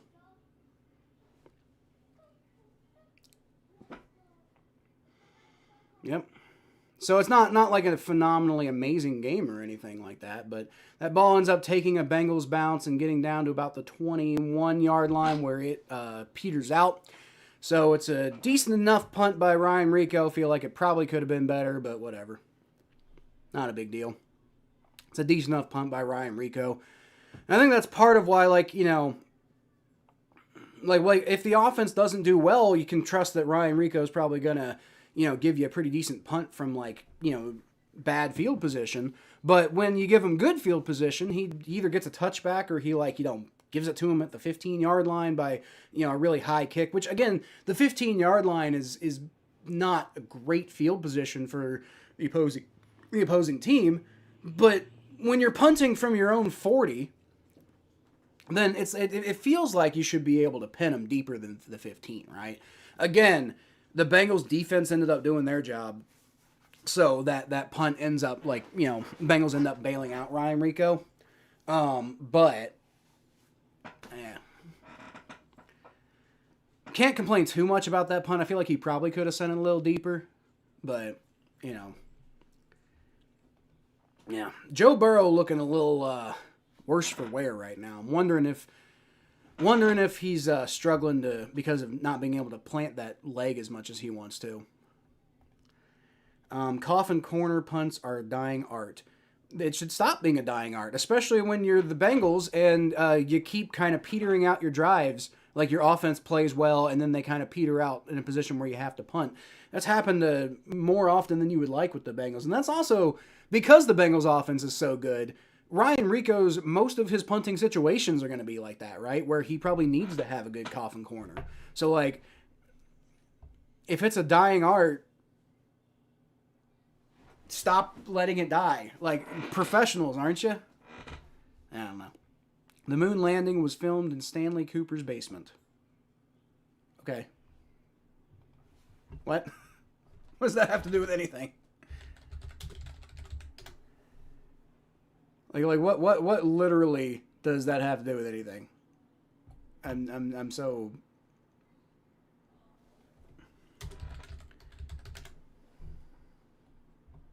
I mean, that's, I don't even, like, why Stanley Cooper, first of all? Tinfoil hat time. But why Stanley Cooper? Did you mean Stanley Kubrick? I mean, I agree with Stranger Tinfoil Hat Time, but, like, Stanley Kubrick would at least make a little bit of sense. Stanley Cooper? The musician? 1st and 10 from the 21-yard line. Lamar Jackson going to fake the handoff to Derrick Henry, and he's getting rushed. Miles Murphy does a pretty good job, is not able to bring it down, and Lamar Jackson's able to get out of that and picks up a first down with his legs. Damn, not a great job by the Bengals defense on that one. Good ability to get pressure, but unfortunately, it's all from the edge. Miles Murphy and Joseph Osai doing a good job bearing down on Lamar Jackson, but there is zero pressure coming from the middle, and Lamar Jackson's able to take advantage of that and pick up a first down. Boy, T.J. Slayton, I believe, and B.J. Hill just completely getting waxed on that one. All right. Play action pass. Oh, man. Bengals completely whiffed on the zone coverage there, and DeAndre Hopkins is going to catch like a 20-yard pass from Lamar Jackson. And that was a real good fake out by Lamar Jackson because it looked like it was pretty clear he was going to try to throw to Isaiah Likely, and therefore he makes Oren Burks and DJ Turner. Now, DJ Turner was the one in coverage, but Oren Burks completely bites on that, and that opens up DeAndre Hopkins to basically one-on-one coverage and takes full advantage of it. Well,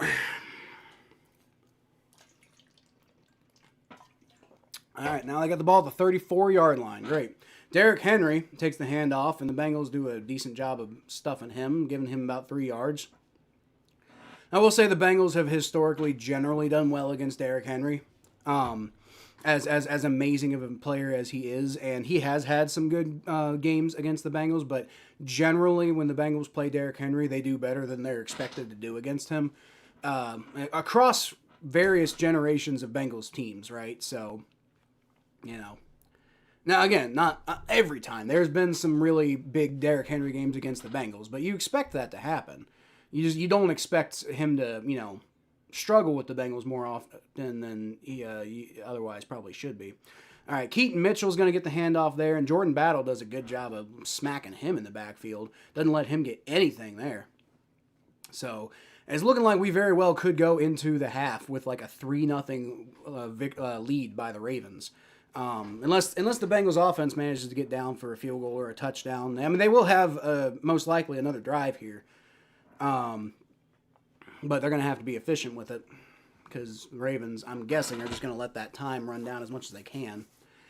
4:52 left to go. 51, 50, 49, 48 for sinking purposes. Lamar Jackson is talking to people at the line of scrimmage quite a bit. I'm guessing there's a lot of noise in the Bengals stadium there, and oh my God. Dumps it off to, and it's a touchdown. It's a fucking touchdown. Are you kidding me? Man, the Bengals are just biting on all these just completely obvious bullshit fucking plays. And that right there is where, a lot of people maybe could take some issue with Al Golden because he doesn't really do a very good job of dialing up defensive plays. some guys have been developing under him, which is more than you could say with Lou Anarumo. It's like everything that Lou Anarumo was good at, which was calling like wild defensive plays and stuff like that.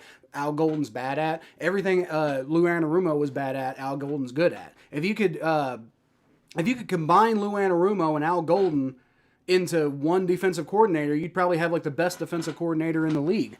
But yeah, Al Golden just not a very good defensive mastermind, Like, I mean, maybe that's why the Bengals defense was pretty solid when they were both together, is because they could work together to have like one guy who develops guys really well and one guy who makes really good play calls.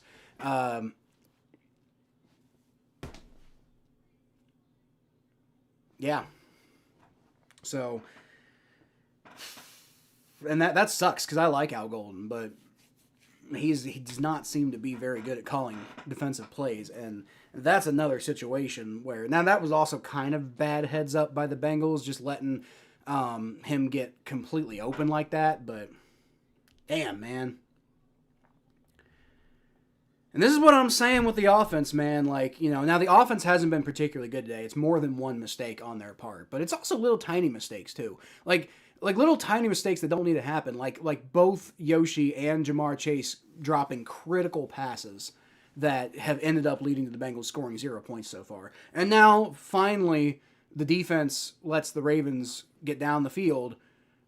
And it feels like that's going to be the norm for the rest of this game. So, like, I mean, it feels like if we're going to stay competitive in this game, we've got to score before the half. Ideally, a touchdown, but we've at least got to cut the score down before the half ends. From a video I saw, oh, okay. Making references I don't understand, I guess. Raiders punting. Heard that hit by Battle. Yeah, dude, that was a big hit by Battle. Unfortunately, it was nowhere to be seen on that last play, but that was a big hit by Battle. Patriots up 21-0, buddy. Well, how the Raiders doing? Eagles are up 7. I thought you said the Eagles were up 10-0. Oh, you know what? I don't think I've refreshed. Okay, you know what? Since we're on commercial, we'll just go through all the scores. Jaguars up 21-7 on the Jets. Rest in peace, Jets. Bears up 14-0 on the Browns. Fuck the Browns. Chiefs up 10-3 on the Chargers. That doesn't make me feel great. Patriots up 21-0 on the Bills. Fucking shit. Although the Bills are driving right now, so maybe they'll get in the end zone there. Commanders up 13-0 on the Giants. Eagles are up 10-0 on the Raiders, and they're about to get they're in pretty easy scoring range right now. Texans up 20-7 on the Cardinals. So there's only a handful of games really worth watching right now, and it appears that the Bengals-Ravens game is among the most competitive ones so far. And that's with the Bengals offense not doing particularly well. Terrible return there by Charlie Jones. Gets tackled at the 20-yard line. Give credit to, was that Azeez Ojulari? I think it was Azeez Ojulari. No, he's on the Eagles, so that must have been B.J. Ojulari. Didn't realize either of them were on the Ravens. No? He's on the Cardinals. What?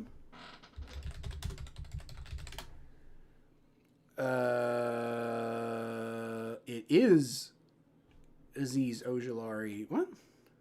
No, he's on the Eagles. Some guy named Ojulari on the Ravens. There's going to be a handoff, Chase Brown. Oh, no, I'm sorry. Samaje Perine picks up about 6 yards. So that's a good one. I swear I saw a guy named Ojulari. I was like, yeah. Yeah, BJ's on the Cardinals. That's why I'm concerned. Like, not concerned. That's why I'm confused, because I'm like, neither of those guys are on the Ravens last I checked. That must have just happened, but nope. I don't think so. Thanks for the scoreboard thing, Mikey. Joe Burrow, shotgun snap. He's going to throw, and that is caught by Jamar Chase for a first down. And good. That was a good pass by Joe Burrow. Good catch by Jamar Chase. Not intercepted. Not dropped. Need more stuff like that. Oh, I'm sorry. Stranger's the one who told me to update the scoreboard. Good point. Thank you. Oh, and Mikey did too. Okay. All right. Kitty goes meow. All right now. Your boy Yoshi is once again kind of fucking us because he had a huge catch that he just totally dropped. Completely and utterly dropped. Terrible effort on his part. Yoshi has been not having a season to remember. All right, 3:13, 12, whatever left to go. Bengals take another timeout. I understand this one a little bit more though.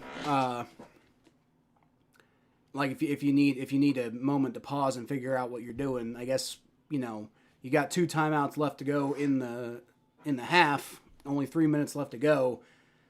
I mean, might as well. The way this game's going. Myles Garrett has 21 sacks, 1.5 shy of the record. Well, you know what? I hope he stays motivated and sacks the fuck out of Aaron Rodgers when he plays them. And the Browns pull off that miracle victory. Not that any of it really matters that much if the Bengals lose to the Ravens, but I do still hope the Steelers lose the division. That would be very funny. Because, yes, I think it was Stranger made a good point that the Ravens would win the AFC North 3 times in a row for the first time ever, but I don't give a shit. Fuck the Steelers. Like, I don't think you guys realize how much more I hate the Steelers than even give a shit about the Ravens. All right, it's going to be a handoff to Chase Brown. Picks up about 4 yards before he is taken down. Manages to get a hole up the middle. Not able to do a whole lot beyond that, but still 4 yards on first down. You'll take it. You'll take 4 yards.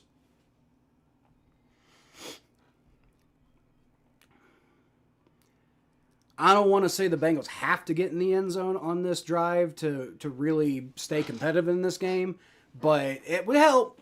It would help a lot, especially if they can burn some clock, because they do get the ball first in the second half. So perhaps they could double up and take back control of this game. Even a field goal, though, would be really helpful. All right, it's going to be a toss short to Chase Brown, who stays on his feet. Don't think quite long enough to get the first down, but either way, it's going to be 3rd and 1, I think. Oh, they gave him the first down, so it is 1st and 10. Okay. Hey, it's my mom. What's going on, Mom? What's going on, Mom? That's my mom, everybody. He's coming for Michael Strahan and TJ Watt, who both share the record. I don't like that. I didn't realize TJ Watt shared the record. Ew. Yuck.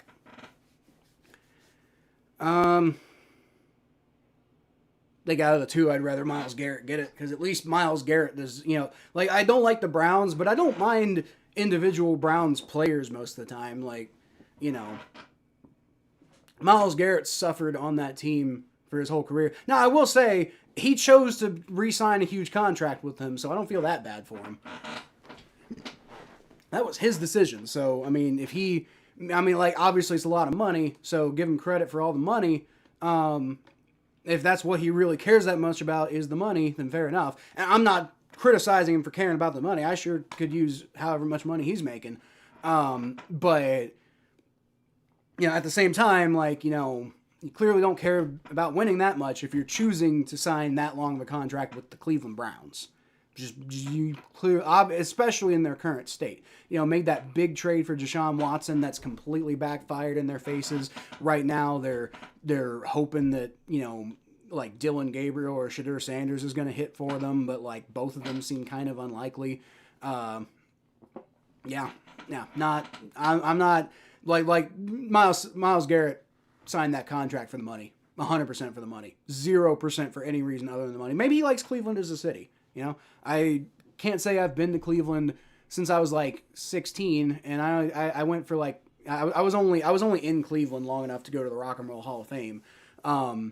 So maybe Cleveland's a decent enough city. I don't know, but maybe he doesn't want to move his family. Maybe he doesn't want this, that, or the other. But he sure is not prioritizing winning football games by signing a however long contract he signed with the Browns. Annette says hi. Hi, Annette. How you doing? How you doing, Annette? Hope you're doing good. Cleveland is horrible. They are indeed horrible. They are awful. They are about as hopeless right now as I think I've ever seen them. Things got pretty bad there after Johnny Manziel. Like, between Manziel and Baker Mayfield, things got pretty bad there for a while. And maybe even before Johnny Manziel. But I think right now it's about as hopeless as I've seen things in Cleveland. Like, if you're re-signing with the Browns for many years, what you're saying is, I don't need to win football games. I just want the money. Which, if you just want the money, fine. That's fair enough. Like, you live your life whatever way you want to live your life. Just, don't come talking like, you care that much about winning football games, though. Saquon Barkley, 2-yard rushing touchdown, Eagles up 17-0. Right, so you're like, I'd rather watch this game than, why? The Eagles are blowing out the Raiders, and the game doesn't really matter. At least the Patriots-Bills game matters, even if that's also a blowout. Could be watching this game. I guess you couldn't if you're not getting it locally, but Joe Burrow is going to hand the ball off. Samaje Perine doesn't really have a lot to work with there. Picks about 2 yards. Okay. Cleveland is almost Baltimore bad. What? They're worse than Baltimore. What? Especially long term. Oh, God. Noah Fant's limping off the field. That's not great. Especially with Tee Higgins being out. Oh, boy. And he's not putting any pressure on that right leg. That's not great. I guess at least he's not hurt so badly. Maybe it's just like a cramp or something. I don't know. Joe Burrow, shotgun snap. He gets hit as he is being rushed. And doesn't get anything going on there. They're going to call roughing the passer. Oh, no, they're calling holding on the Bengals. Damn it. It looked like Jones of the Ravens was getting upset. But yeah, they're calling holding on the Bengals. Despite, oh, man. Who was holding? Orlando Brown. What was he doing? Let me see. Orlando Brown. I thought they were going to call roughing the passer or something. He was not holding. Maybe illegal hands to the face. I'll give you maybe illegal hands to the face. But holding? No. No holding. And I would argue that was by the book roughing the passer. I don't like it when a play like that gets called, but by the book that's roughing the passer. But I guess it's not because it's on Joe Burrow. That's how it usually works. Joe looking around, throws, and that is broken up. Almost looks like it came close to being intercepted by Gilman there. Oh, it's going to be 3rd and 19, and the offense going to blow an opportunity here, and can't even blame the defense at this point. The town.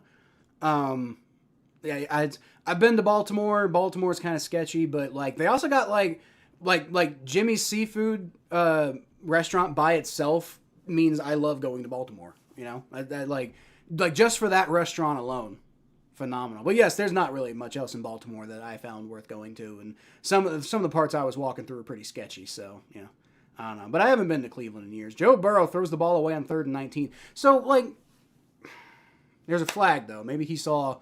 Maybe they're thinking it's a free play or something. Ravens and Bengals are jawing on the field there.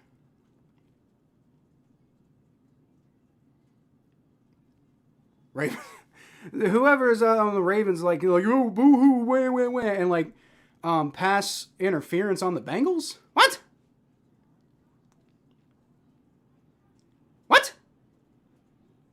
Calling pass interference on the Bengals? I'm so lost.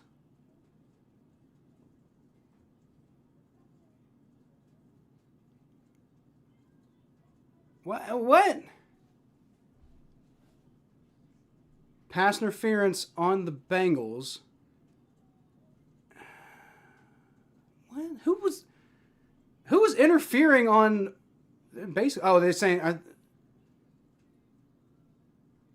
Okay, they're not even showing a replay of the pass interference. They Joe Burrow just gets whacked as he's throwing the ball away, and I don't know. Punt is away. And that's a good punt. Goes into the end zone.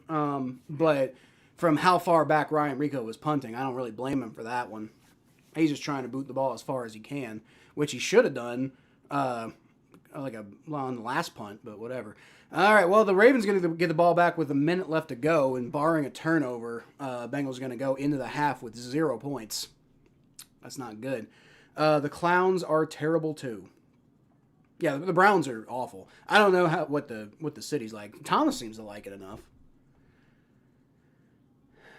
My mom says Houday, they're not looking good right now. They're going to have a huge second half. Here's the thing. If they can, as long as they don't let the Ravens get more points on this last little drive they're going to have here, then maybe there's a shot that, like, I mean, if they come out, like, rolling on offense on the first drive out of the second half, maybe they can, like, tie it up and then play some defense and get going.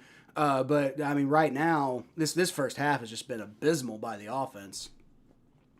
And it's been good here and there, but it's been absolutely abysmal by the offense so far. And, you know, the defense has had some bad plays, but, like, you know, this is one of the first times all season, other than when Jake Browning was playing, that was a thing. But this is one of the first times all season that I've been like, the defense deserves better than this. You know, like, now they're kind of just getting a taste of their own medicine right now, honestly. But, you know, there have been a couple of times this season where it kind of felt like there was some, like, more than just the Jake Browning, like the one where, like, Joe Flacco had the crazy picks against the Steelers, and then, you know, like last week when we lost to the Bills because of whatever. But then again, like, the defense still could have, like, finished that game off, and they didn't.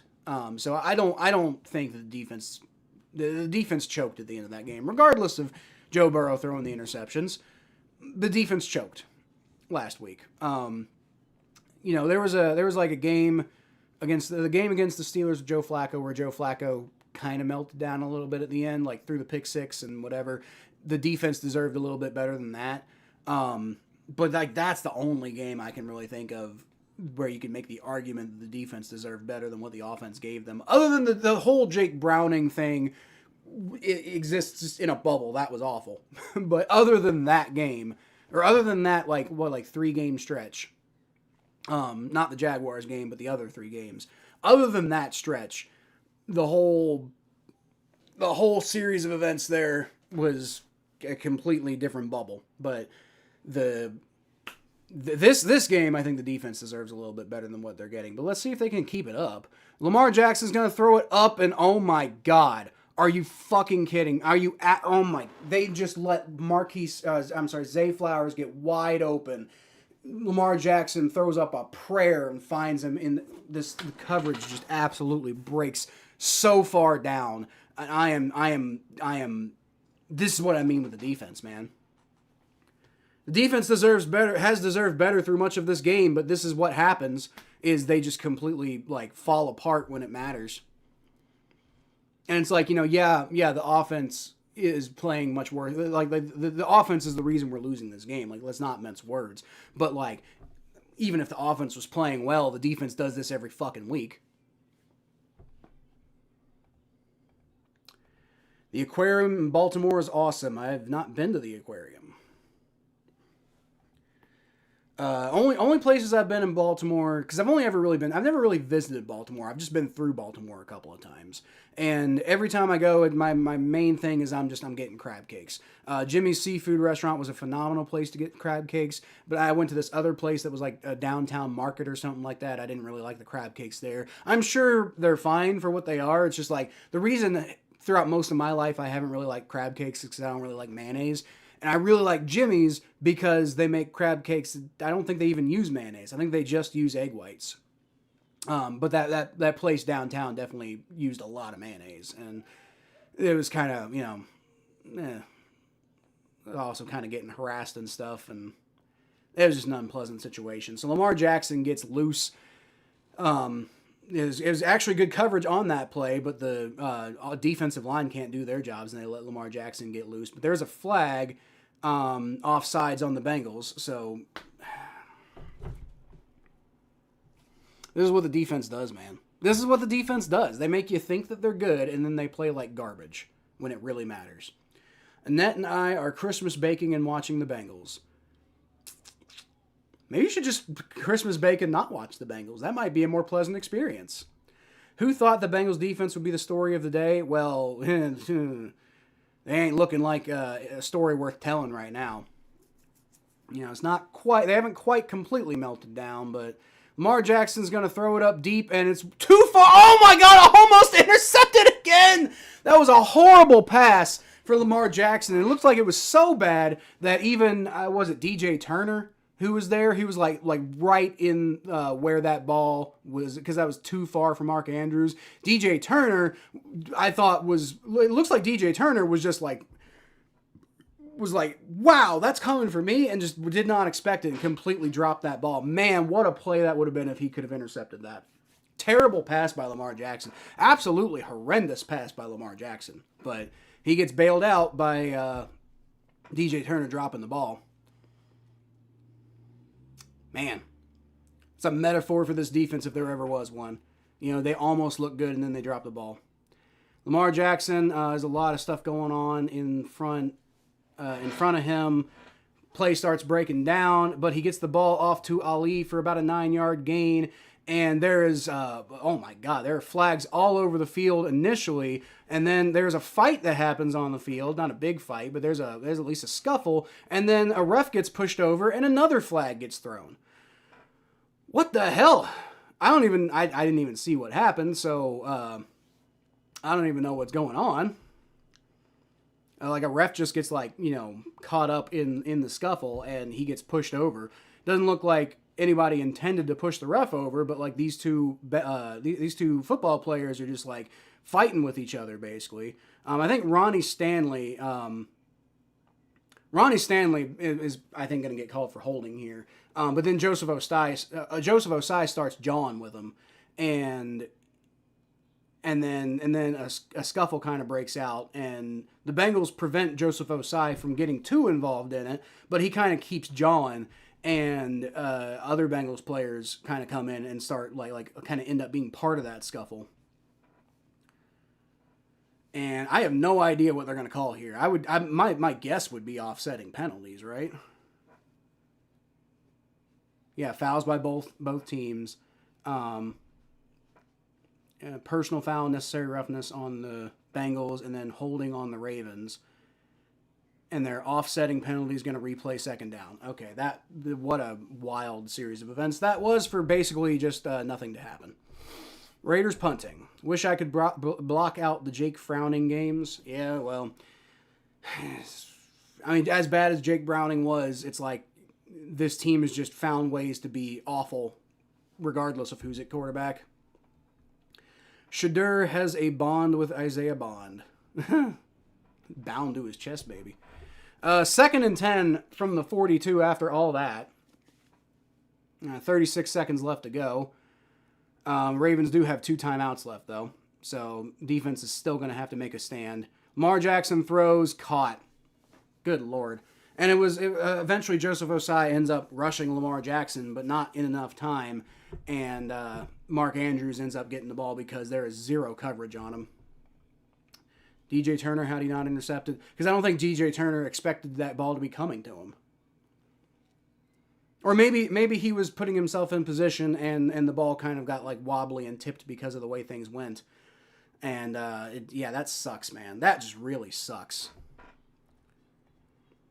That just really sucks, man. And now the Ravens are in clear field goal range with 29 seconds left. This game is quickly getting away from the Bengals. If they do not come out and get a touchdown on the next drive, then this game is already looking like what are you even doing? We still got 2 quarters left to play, Mikey. We still got 2 quarters left to play. But yes, if we don't beat the Ravens, we are eliminated from the playoffs. And then my next 3 streams are... I mean, I'll be streaming. I don't know what I'll be talking about, but... Lamar Jackson, shotgun snap, rolls back. He's going to throw it deep, and that is caught for a touchdown. Yeah, never mind. The defense being the exciting part of the game is not accurate at all. Fuck this defense. They can't get anything done when crunch time is really there. Yeah, they played well mostly through the first half, but when it really matters, at the end of the day, they're still putting up, letting them get 14 points in a second half where they have otherwise been very good. Absolute joke of a defense. I hate this defense. I just hate this defense. I despise this defense, man. They had the opportunity to at least give the best chance they're giving them is the fact that there's still 23 seconds left on the clock, and after the return, there'll be probably about like 20 to 19 seconds left. And then the Bengals still have a timeout. So, I mean, maybe they could go get a field goal, I guess, or a big play or something. DJ Turner just lets that ball go right in his fucking face, man. Hate is a strong word. It's an accurate word. I hate this defense, man.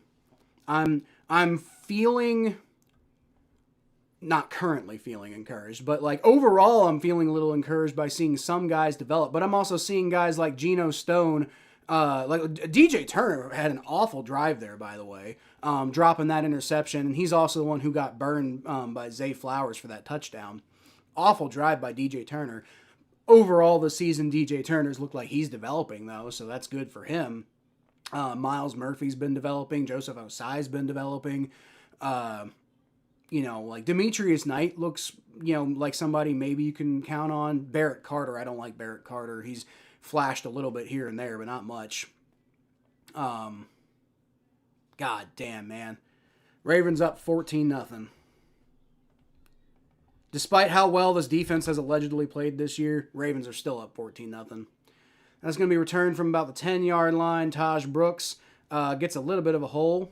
Gets a pretty decent return there to about the 38-yard line. So the offense, with 18 seconds left, might be able to get a field goal on the board. Good Lord. Defense is getting cold for Christmas. Yeah, they better be. They better be. Offense, terrible game so far. No excuse for how bad the offense has been. But this defense, man, we're talking about, the defense has played pretty well today. They still let up 14 points in the first half, despite allegedly playing really well. Not when it matters, though. Not in crunch time. Not after they're a little tired. Joe Burrow scrambling around in the backfield eventually just has to dump it off and get rid of it. Gets taken down, and I don't understand why they're not calling anything, but I'm not that they should, but they call it all the time on everybody else. So, I just want some consistency, right? I'd rather roughing the passer not be so constant and easy to call. Because, Robinson was super late knocking Joe Burrow down on that play. If there was ever a roughing the passer that exists in the NFL, it's designed for stuff like that. I don't understand. But, I just want some consistency. I'd rather they consistently not call that play.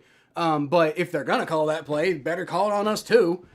Jamar Chase gets a first down after all that. So it's with 7 seconds left, he does get out of bounds. And I think they're going to have one more play. Try to basically get in field goal range here, essentially. And then you take a timeout. It's going to have to be a quick pass. You can throw it to the middle of the field. But if you don't have a clear shot to the end zone, go down, get the field goal. That's how this is going to have to go. They're at the 50-yard line. And, this is one of those situations where, you probably... Oh, they're not even at that. They're at, the 49-yard line. This is one of those situations where, basically go for a field goal. Honestly. Even if you get nothing on this play, might as well go for a field goal because the half's over anyway. Oh, I don't know. Maybe you go for a Hail Mary. Although with how they just have not been... They've been dropping the ball all game. Maybe it might be more likely to get a field goal from what would that be? What would that be, a 65-yard field goal?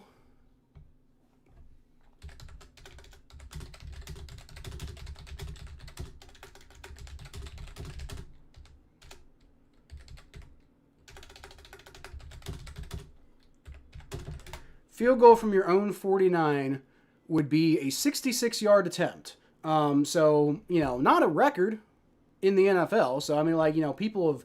I think the record's 68, right? Bengals' longest in NFL history... Bengals' longest in franchise history, I think, is 61, which Evan McPherson did earlier this year. But the longest in NFL history is 68, which I guess Cam Little set this year.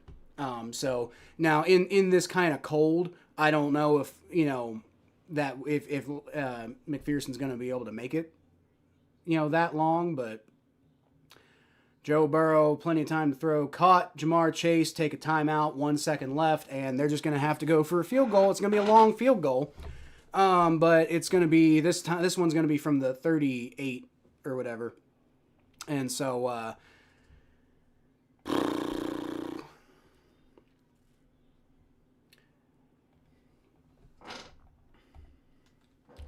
how long would a offense is staying out on the field?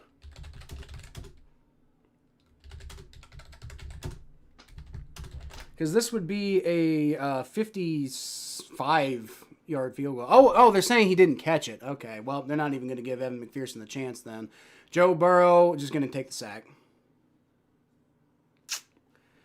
And the half is going to end with the Ravens up 14-0. Great. You're drinking hard right now. What am I drinking? I ain't drinking anything. Saints are the only team without a 27-point game at least. Have the Saints not scored 27 points in the game? Is that what you're saying? Really like the little I see from Taj Brooks.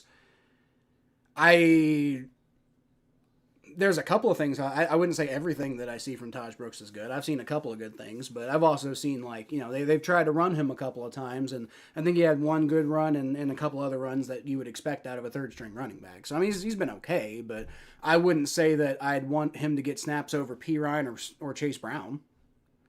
Clear roughing, yeah, by the book, not by what I would call. I think, like, unless it's clearly violent and, like, defenseless and whatever,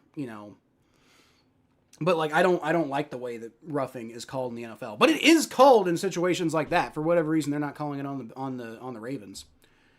Mac did 63. Was it 63? Okay. Well, he maybe could have hit 66. I guess the question is, like, because it's so frigidly cold, I wonder if because kicking that ball basically be like kicking a rock right now, right? And if you're kicking it 66 yards, then it's basically like you've got to kick it as hard as you can. So I wonder if Evan McPherson is worried about shattering like his foot. I don't know. I am going to go for the O and rethink my life because I'm a Bengals fan, but you know what, I'm 33, so, I'm in it either way. Like, even if I just stopped being a Bengals fan, I still wasted half my life on this team, so, nothing to really rethink, but I don't know, maybe just go stare at the wall and think about kittens or something. I don't know. Hooday.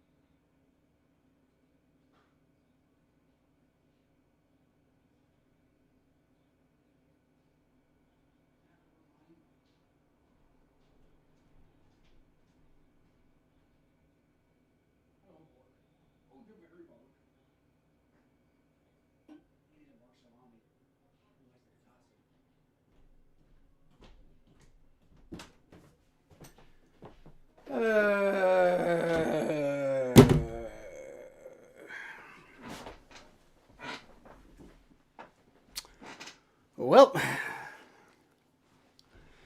so, yeah.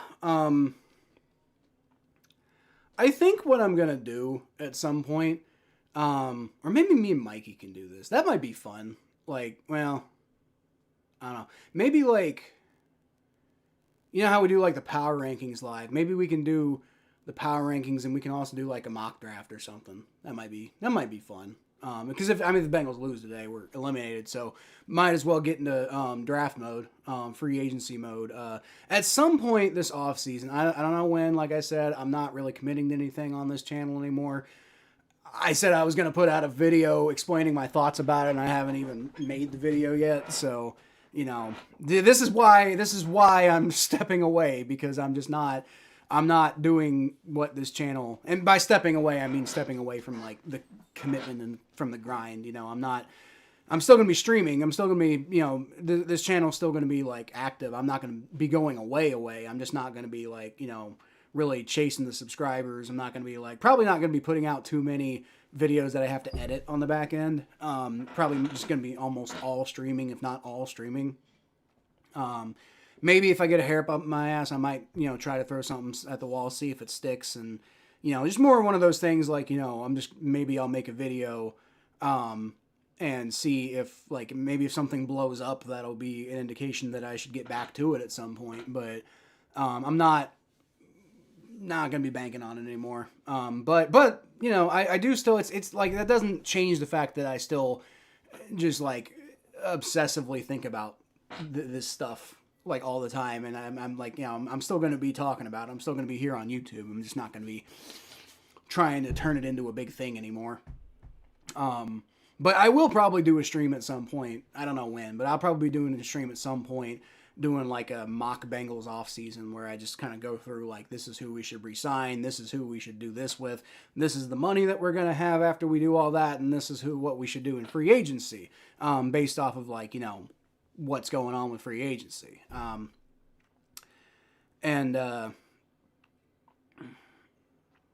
be a lot of just whatever comes to mind coming this off season, just for the hell of it, with no schedule, no idea of what's coming and when it's coming. Just if I feel like doing it, I'm gonna do it. And if you guys show up, then that's awesome. If you don't, then, well, you know, I'm still gonna put it out just because like I want to put it out somewhere. I'm gonna be like doing this stuff anyway. Might as well put it out, right? That was the whole reason I started this channel, is I'm already doing all this stuff anyway. Might as well put it out on a medium. And so I think I'm just kind of going back to that mentality of just like, throw it out there, see what happens, but not in the idea of like I'm trying to turn, because like I captured some momentum, thought it was gonna turn into something bigger than it's turned into, and that's fine. I like you guys. I like the small community we have here, but you know, it's not really growing, so I don't really feel the need or desire to really keep trying to like hammer that, right? Not trying to smith a fully functioning, you know, YouTube career here anymore, because I just don't really see that happening. I think it could, but I don't know if I have the personality for it. I mean, I like being in front of camera. I like being on camera.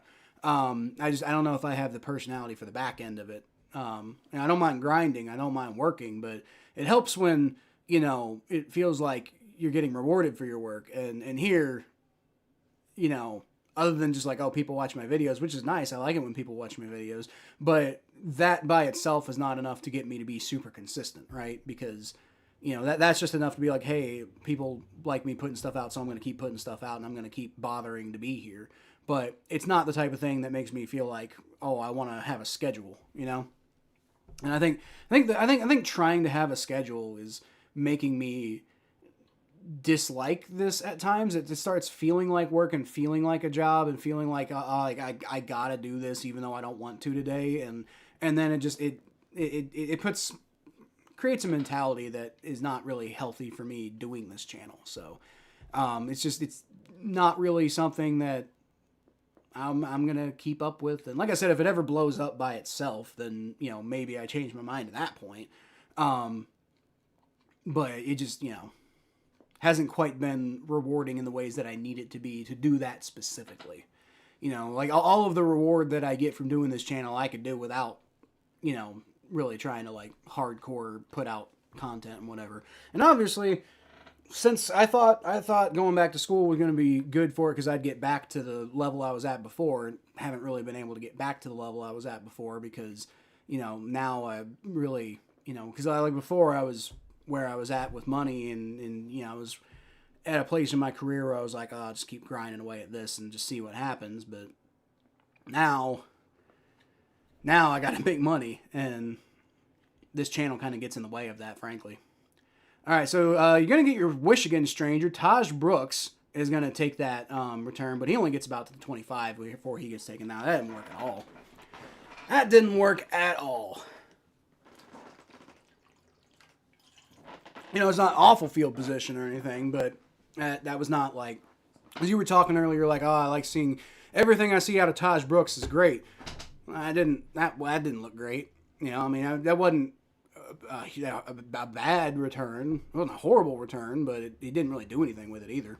And that's most of what I've seen out of Taj Brooks is like nothing, right? Like he flashes here and there, which is good, but that's why he's in the NFL, because he's talented. But I don't think he's the type of guy who I would take snaps away from other guys to see more of. 1st and 10. The handoff, Chase Brown, and he does not get very good run blocking, picks up about 2 yards, which is pretty much all him just trying to make something out of nothing, and, well, be 2nd and 8 after that.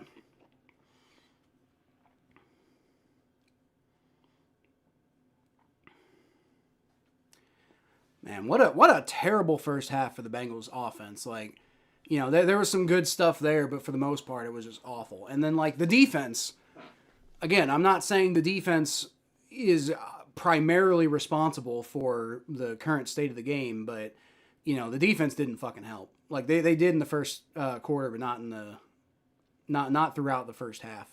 Joe Burrow's going to throw on the run there, and he's got Jamar Chase. There's a big play right there, and he gets all the way out to about the 36-yard line before he gets pushed down. And that's a big play. You need something like that from the Bengals offense if they're going to do anything in this game. Like I said, they pretty much, they're at the point now, down 14-0.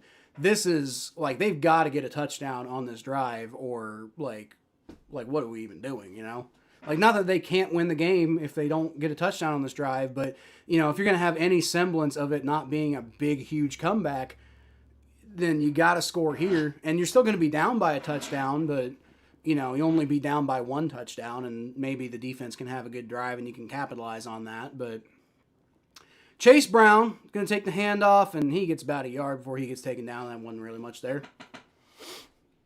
Not great. Mack hit 67, but that Packers timeout robbed him. Yeah, I do remember that. He hit it, and I was so pissed too. Ravens, and at the time that was the record. That was the NFL record when he hit that. It would have since been beaten, but that was an NFL record. Ravens are beating the Bengals crazy. Not that crazy, Seth. It is kind of crazy that it's because of the offense, but the defense hasn't really helped that much. Hi, Roomstream. How's Yoshi doing today? Bad. Yoshi's been bad. Joe Burrow throws, caught by Jamar Chase, and that's good to see him actually catching the football. So that's only going to be about a 4-yard gain, but it's better than nothing. It'll be 3rd down after that. 3rd and 4.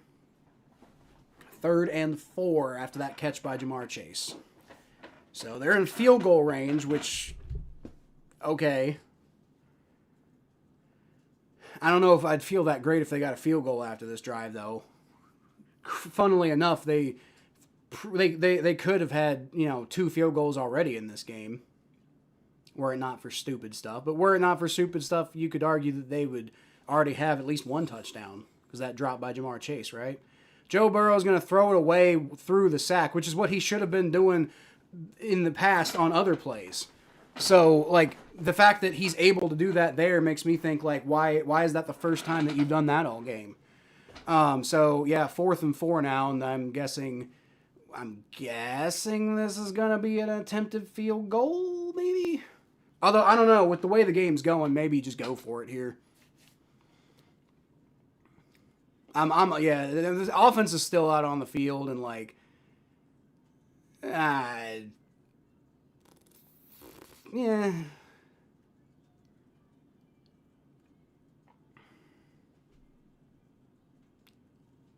I'm not sure what the refs are doing here. Making everybody wait. They're figuring out their lives or something. I don't know. Well, what are we doing?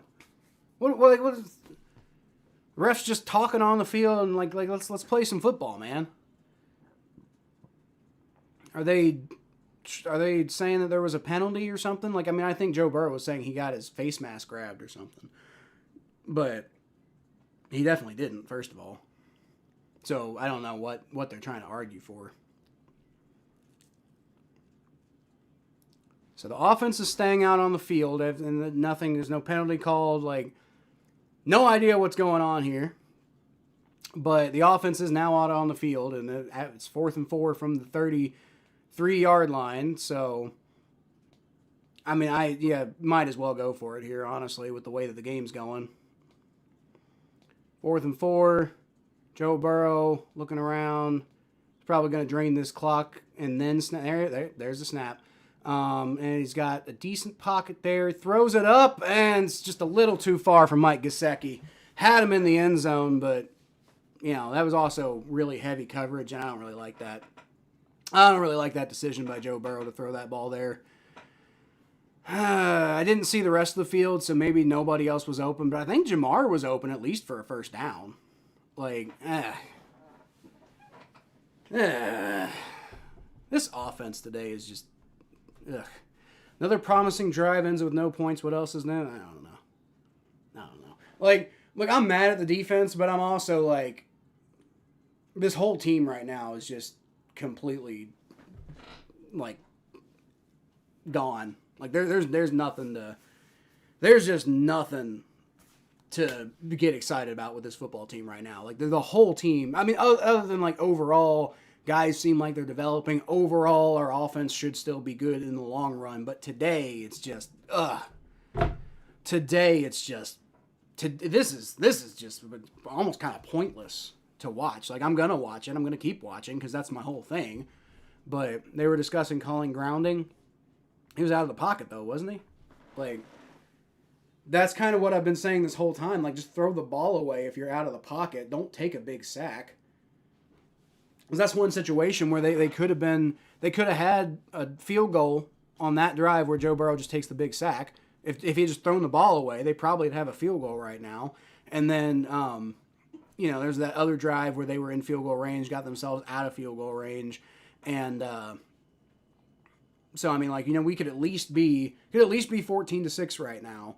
And then this drive may have ended in a field goal as well. And it would be 14-9. And you're still not feeling good at that point, but you're feeling a hell of a lot better than 14-0. I'll tell you that. Like, good Lord, man. Just a microcosm of the way the whole season's gone.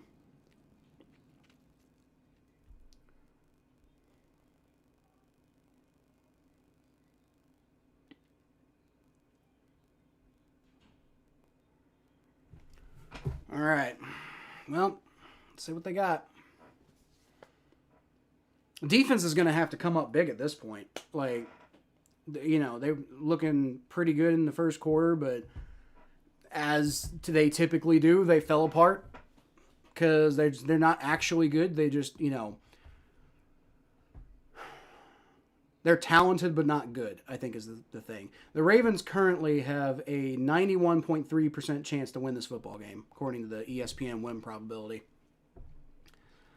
It's going to be a toss to Derrick Henry to the right side, and predictably, he's just completely open. Nobody's even remotely defending that, and he picks up like 20 yards.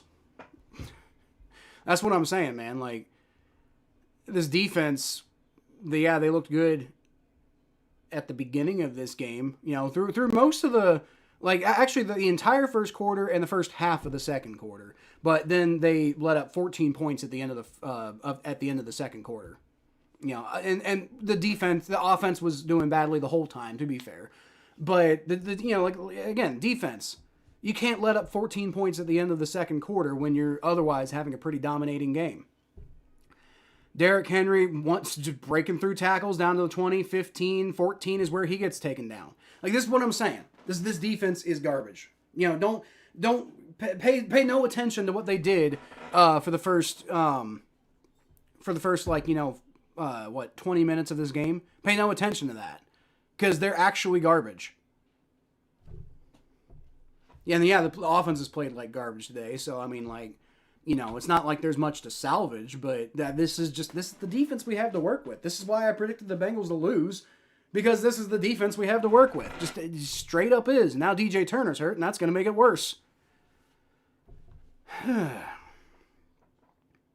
why I had basically no hope going into this game. Enough to talk about the playoff scenarios, but not in like a joking fashion. You know, not in like a I really believe that type of fashion, right? I still want the Steelers to lose the division, though.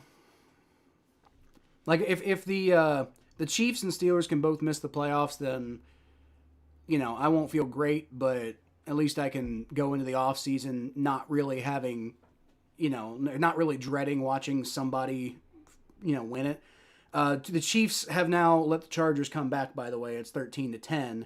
And the Chargers currently have the ball, so hopefully the Chargers can just pull away in that game. Bills have come back a little bit against the Patriots. They're down 24-14, but they're driving right now, and they're in field goal range at the very least. So, it seems likely that game is going to come within a score here in a little bit. Bleep DJ.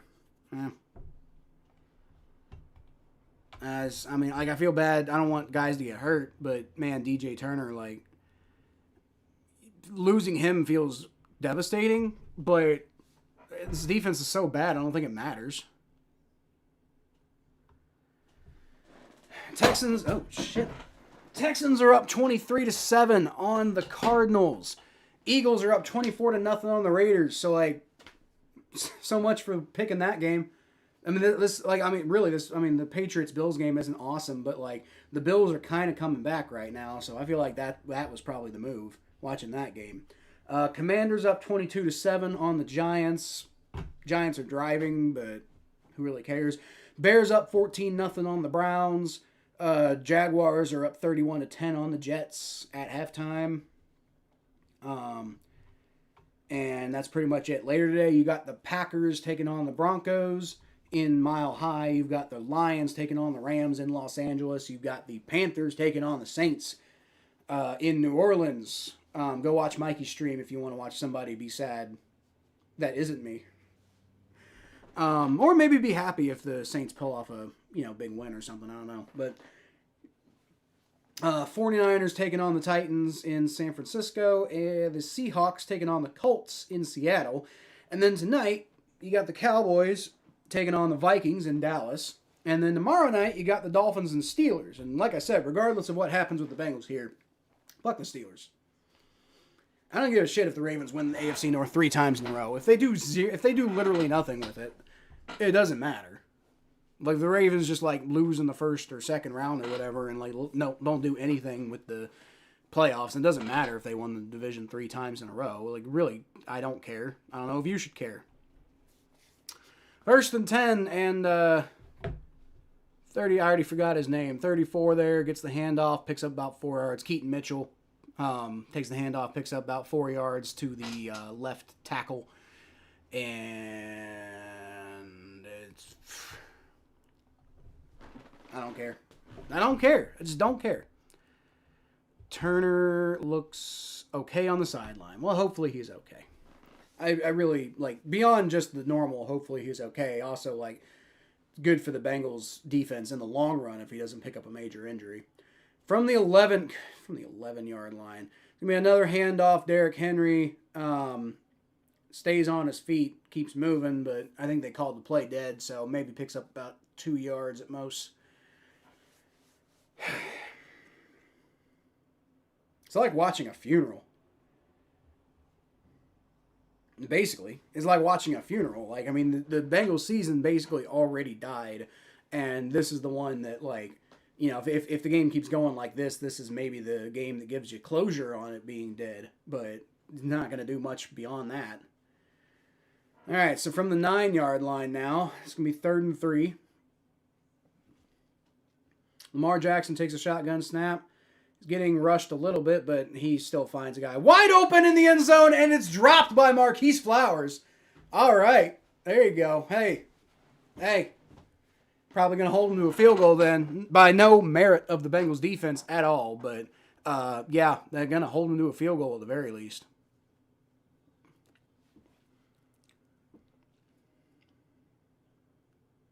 Take that, bitch. Lamar Jackson's pretty pissed.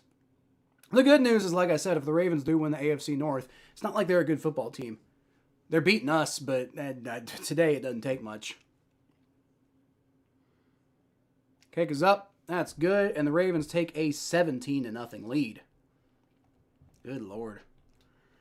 Now, again, yes, shutting out another NFL team is hard in the NFL, but not that damn hard when Jamar Chase is dropping balls that turn into interceptions, and Jamar Chase drops a clean touchdown pass, and Andre Yoshivas drops another, clean, first down that would have been a huge play at that moment.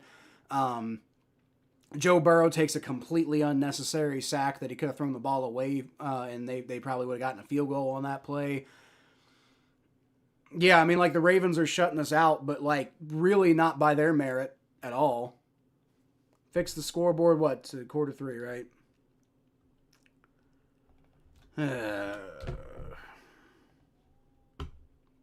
Thanks, Mikey. Hello, Luger. How you doing? Thanks for showing up. At least you did. Bengals didn't. Bengals completely didn't show up today. That's what I'm saying. The Ravens are still a bad football team. They're shutting us out, and that takes, that matters. That takes some level of talent, but at the same time, I'm pretty sure the Saints would be shutting the Bengals out the way they're playing right now.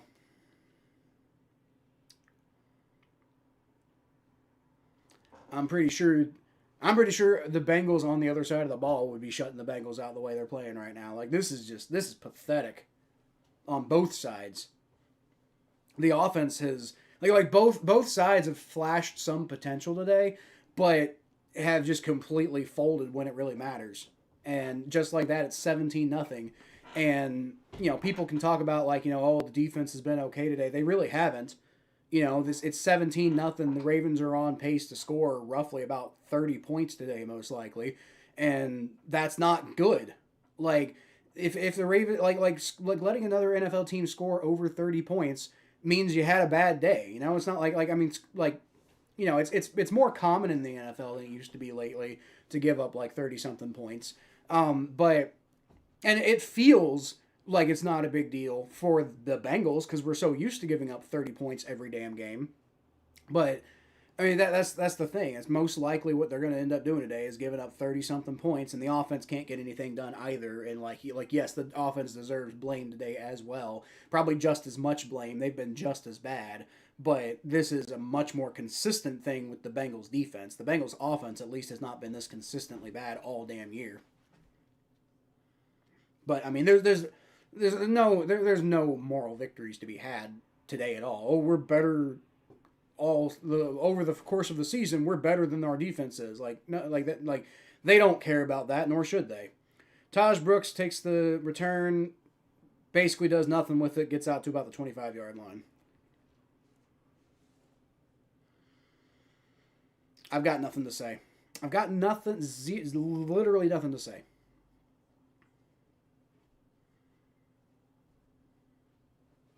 This is just a bad football team today, a particularly bad football team today.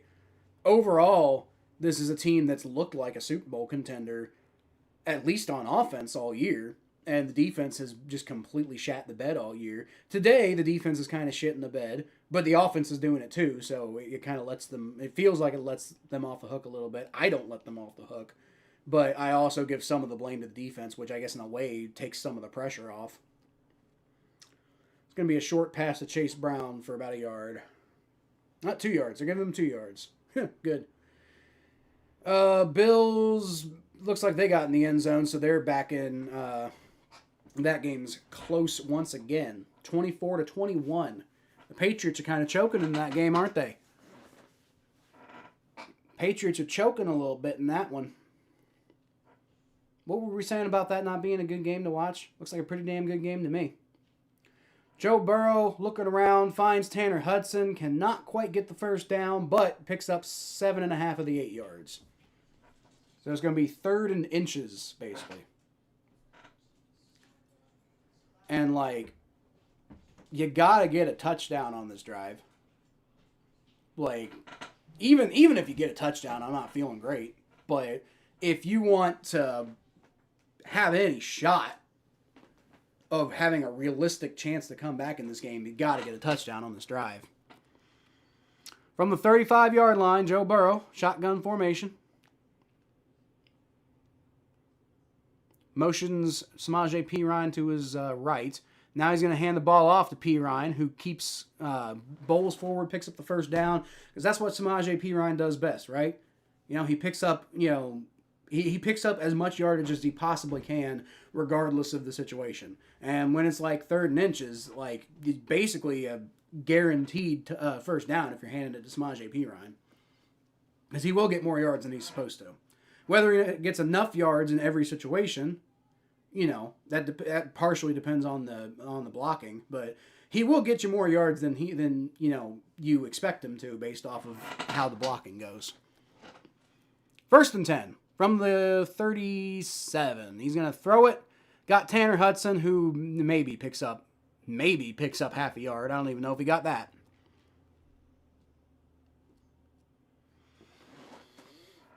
Basically nothing. Basically 0 on the play is what he got. They might have given him a yard, I don't know, but I don't even know if they did.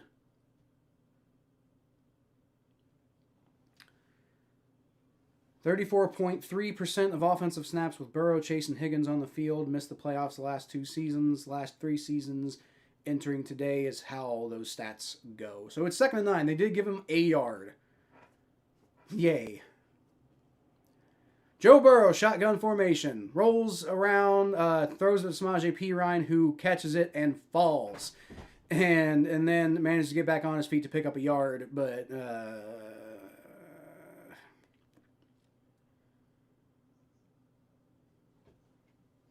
yeah, I mean, I hate to say it, but partially because it probably means Al Golden's gone too, right? But I think it's time to send Zach Taylor on the long boat ride out of Cincinnati, because clearly he doesn't have it anymore. Like, he was always at least able to make the offense function. It's not even doing that anymore. So I think it's about over. I think it's about time to kill it. Joe Burrow scrambling out to the right, and he's just going to try to run it and barely gets anything. Clearly, must have had literally nowhere to throw the ball there. Because if he picks up 2 extra yards trying to scramble on 3rd and 8, so now it's 4th and 6. And, I mean, are you going to punt it? Like, because, I mean, at this point, 17-0, and you're near the end of the 3rd quarter. Like, as I said, if you don't get a touchdown on this drive, you're basically entering miracle territory.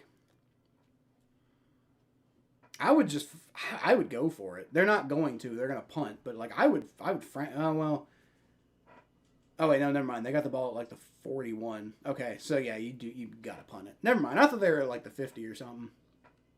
Whatever. Punt is away, and this one's a pretty good punt. Like, where was that the rest of the frickin' game, man? That ball's going to take a Bengals-friendly tumble, and the Ravens going to get the ball about the 7 or 8 yard line, somewhere around there. Welcome to the club. Being eliminated? Well, we're not eliminated yet. Technically. We are technically not eliminated yet, although we will be if the game, barring a miracle, we will be eliminated after this, yes.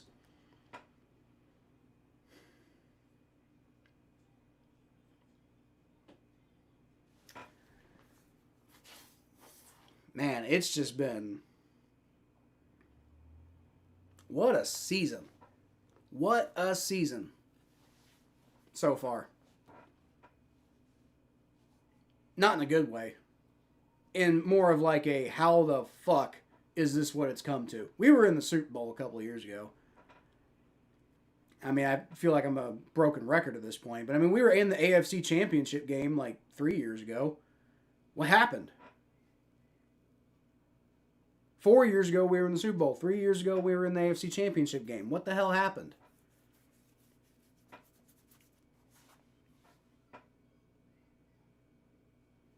What happened is they didn't develop anybody on defense, and regardless of whatever was going, like Joe Burrow getting hurt for large swaths of this season, and also getting uh, leaving what was it, the 2023 season with like a injury that he wasn't able to come back from that year. None of that helps. Um,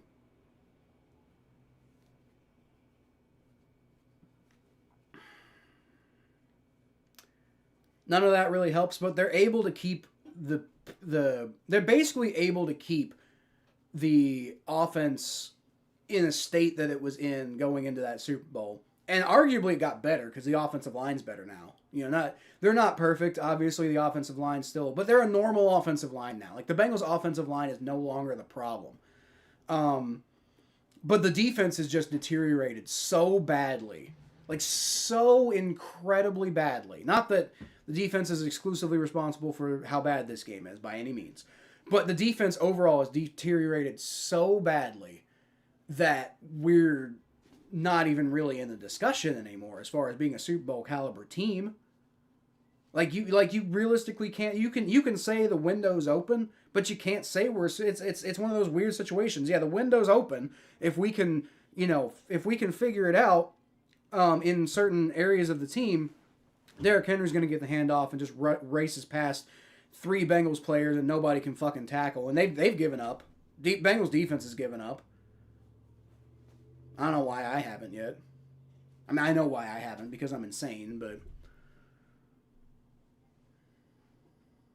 man, they banked. It was the bet that they took that they were going to spend money on the defense and develop the offense, and then when it came time to pay that bill, then they're going to make sure that the defense is developed, and they're going to pay the offense. And the defense just never got developed. Like, Lou Anarumo got handed asset after asset and never developed anybody. Not once. Not a single player Lou Anarumo developed. And now we're stuck with this garbage. Lou Anarumo ought to be in fucking jail for wasting one of the best opportunities in Bengals history at any semblance of relevancy. And yeah, Duke Tobin bad. Mike Brown bad. Okay. Zay Flowers, 15-yard catch. I don't even fucking care anymore. Duke Tobin bad. Mike Brown bad. Katie Blackburn bad. Okay, whatever. They still gave Lou Anarumo guys to develop, and he didn't fucking develop a single one of them. A single one of them. The first couple of guys he drafted, they kind of developed a little bit, but then they fell right off once nobody else developed. Lou Anarumo ought to be in jail. See how the Colts have been playing without a fucking quarterback. Keaton Mitchell, first down. The Bengals have given up. I might as well too. I mean, I'm never going to give up on this team in the long run ever, but I mean, they've clearly given up on this game, so there's no point in me getting my hopes up about this game. Hopefully we come in, we beat the Dolphins next week, even though we'll be eliminated, but at least it'll build some momentum. Maybe some guys like, Chris Jenkins, Miles Murphy, Joseph Osai, DJ Turner, Demetrius Knight. Maybe guys like that can make some plays and have something to work on this offseason. But, half of this team needs to go. Lamar Jackson, shotgun snap. And, hey, they get a sack. There you go. What was that? Miles Murphy. Once again, Miles Murphy, TJ Slayton combining on that sack. So, that's something. That shows that they at least care enough to use some of their talent. Half this defense is just complete garbage, though. Miles Murphy's starting to step up, though. That's really good to see. Because that, I was really one thing I was really worried going into this year is that the defense was going to be really bad and none of our guys would develop, and you're starting to see a little bit of development, which is why it's kind of sad. Miles, ooh, nice play, and then they let Keaton Mitchell get that. I think it might have hit the ground though. So a lot of pressure on Lamar Jackson there, almost get a sack on him, and I think Ronnie Stanley might be hurt, but. Yeah, a lot of pressure on Lamar Jackson. He tries to get the ball off to Keaton Mitchell.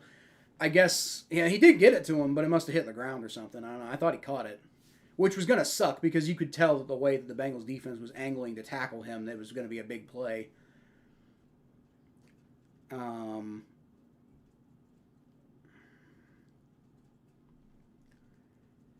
that, yeah, okay, that did bounce off the turf. I thought he caught it, but that clearly bounced off the turf. I just didn't see it. All right, so 3rd and 16 then. You can get off the field here, and that's not nothing. Like I said, I want them to develop. I'm at the point where it's like there's no point in rooting for them to really soar or anything like that. But maybe you can root for some guys to develop, and that way next year's better. Miles Murphy. Maybe he can look pretty good next to. Maybe Shamar Stewart can come back next year and look better, and then you can have like a old school Trey Hendrickson, Sam Hubbard type of situation going on. Lamar Jackson has to scramble around in the backfield again, and Demetrius Knight brings him down. Lamar Jackson's basically got nowhere to go with the ball, which makes me think that there must be good coverage on the play, which that's not on my bingo card at all. There's a Bengals player on the field. And maybe he's okay. He's getting help up, but Chris Jenkins, by the way, now he might not be okay. He's limping now. He needs help to walk. That's not good.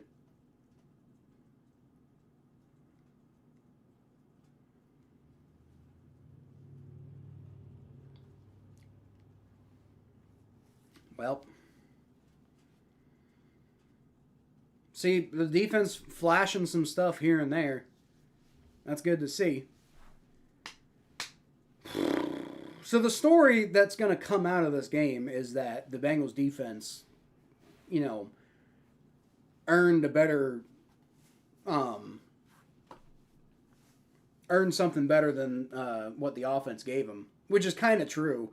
But, you didn't need to give up 17 points that fucking successively, But whatever, it's 4th and 21, and Bengals going to get the ball just before the end of the 3rd quarter. So, technically, if you get a touchdown on this drive, then you're not completely dead in the water. They are going to have to get it from their own 18-yard line, though. And I feel like Tinsley could have ran that, could have returned that instead of just fair catching, but whatever. It's fine. It's fine. It's not fine, but it's fine. I don't know. Ravens win this game, I'll be rooting for them the rest of the season. At least the rest of the regular season. Obviously, 1st round playoff exit, ideally, but they win the AFC North 3 times in a row, first time in AFC North history. I'd rather that than the Steelers win it at all. All right, Burrow, shotgun formation, play action pass. Looking around the backfield, eventually dumps it off short to Chase Brown, who makes one guy miss, almost makes the second guy miss, can't quite get him off, but still about 6 yards on the play, and that's that.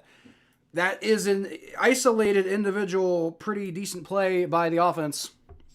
It'd be nice if there was a lot more of those today.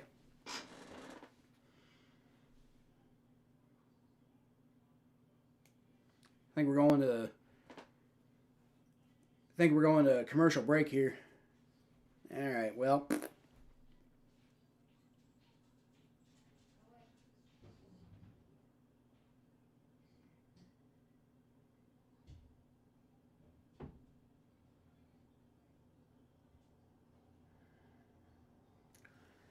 Well, there's like I don't even know what the ESPN thing says, but it's got to be a 10% chance to win this game at this point. It's not even that. It's like a 3.2% chance to win this game. The worst it got was 2.9, or I'm sorry, 2.0. They had a 2.0% chance to win this game, and then the defense played a slightly better, and now we've gained back another 1.2% chance to win the game. But we're already in miracle territory. It's pretty much over. We've been eliminated since week 18, 2023.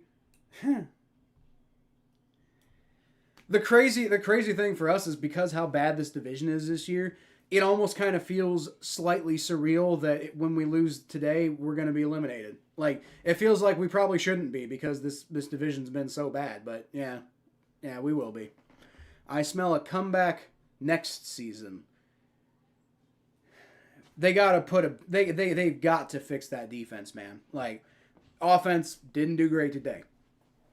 A better defensive performance would not have them at a 3.2% chance to win the game right now, right?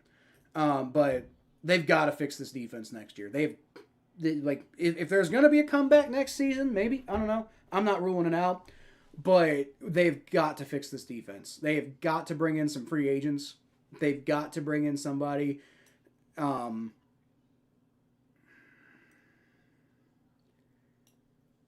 Yeah, the thing is, I think it's possible Zach Taylor gets fired after this season, right?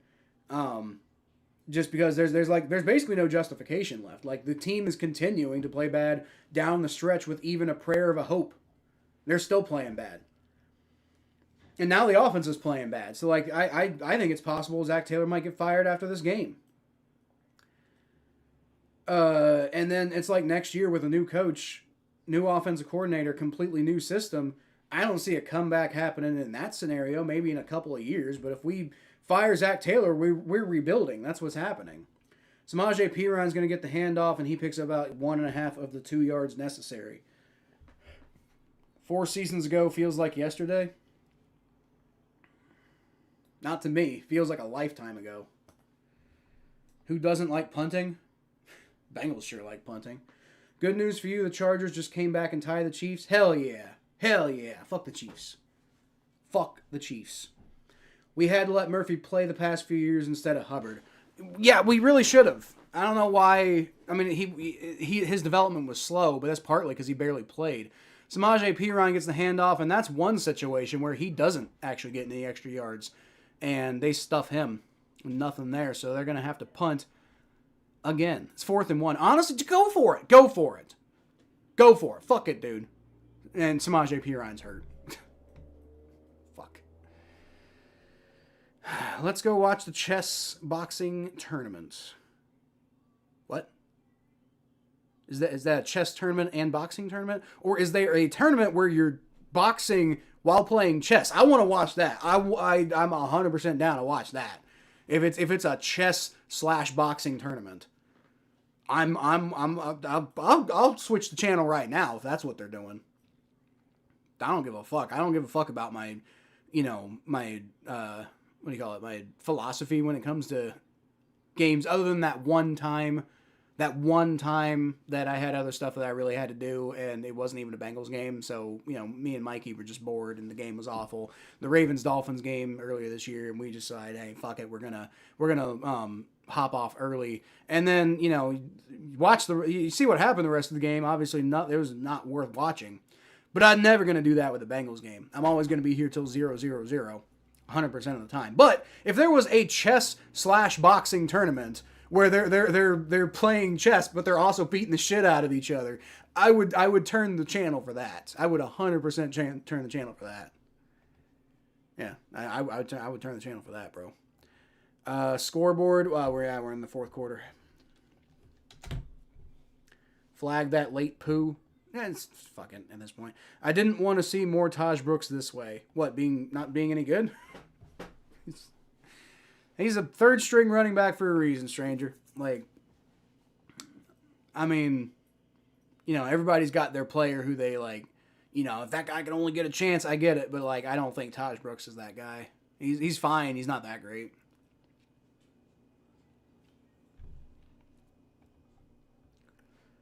Well, how about the rest of the NFL? Bills currently driving against the Patriots. They got the ball at the Patriots' 45-yard line.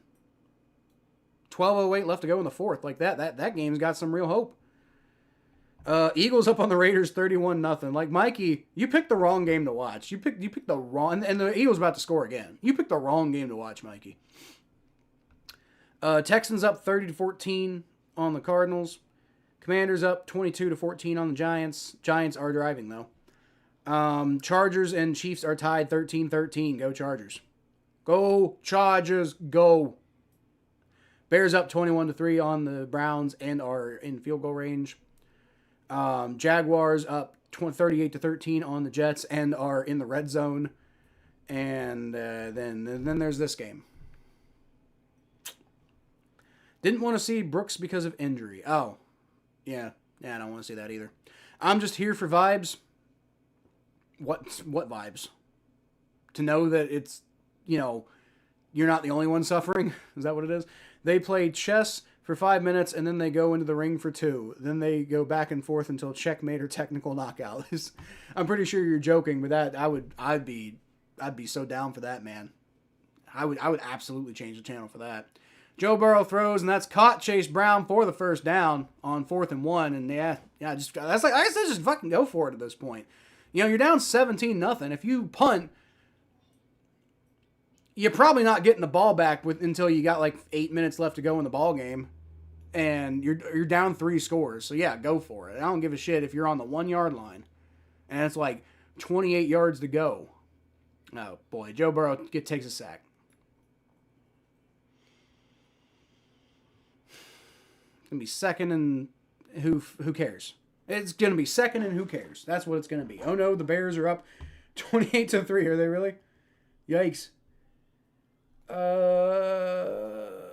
They are indeed up 28-3. Now they're playing the Browns, like you got to remember, Mikey, part of what was going on there was the Falcons were playing, the mid-dynasty Tom Brady Patriots, like the mid-second dynasty Tom Brady Patriots, right? Jamar Chase gets the catch for about 10 yards, still going to be 3rd and 5 though. But you got to remember the Falcons were playing against one of the best overall football teams in NFL history. So there's a difference. I mean, obviously, Falcons lost Super Bowl. They were up 28-3. Yes, that is very funny. But like, there'd be a difference between the Bears, who are one of the best teams in the NFL, losing to the Browns despite being up 28-3. That'd be a little bit different. Like, the Browns are the Browns. It's going to be 3rd and 7, actually. So I guess it was only about an 8-yard catch. Joe Burrow almost takes a sack while he's throwing, and that's going to be 4th and 7. And, I'd go for it. Amarius Mims is hurt. Just like trolling. Dude, you couldn't possibly troll me any more than the Bengals are trolling me right now. I promise you that. Look it up. Where it's real, please cover this.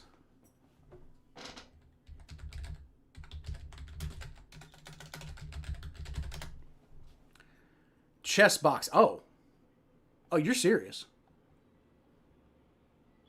What? First of all, I don't even know how I would find the footage of that, but let's see.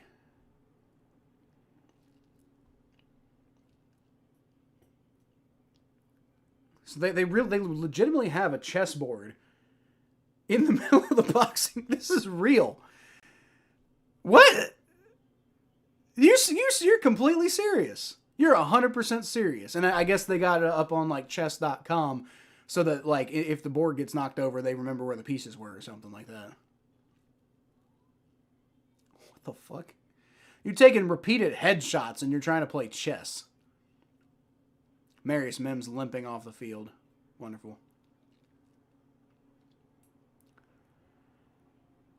Yeah, if I can find this, I might switch to it. If this is legitimately happening right now, I might switch to it. What are they? They're going for it on 4th and 7. Okay, well, let's see what happens. I might legitimately try to find the chess boxing thing if I mean, I think I'm going to keep the Bengals game up because, like, I'm not going to break my rule, but I definitely will try to find the chess boxing thing if the Bengals do not convert here. Joe Burrow throws, caught, converted. Jamar Chase spins around a man and picks up like 20 yards. Okay, I guess we're not watching chess boxing right now. As much as I kind of want to, and as much as we probably will. You know, I am going to look for it, but I'm not going to really cover it unless, like I said, the Bengals just completely shit the bed here. I don't even know where to find it.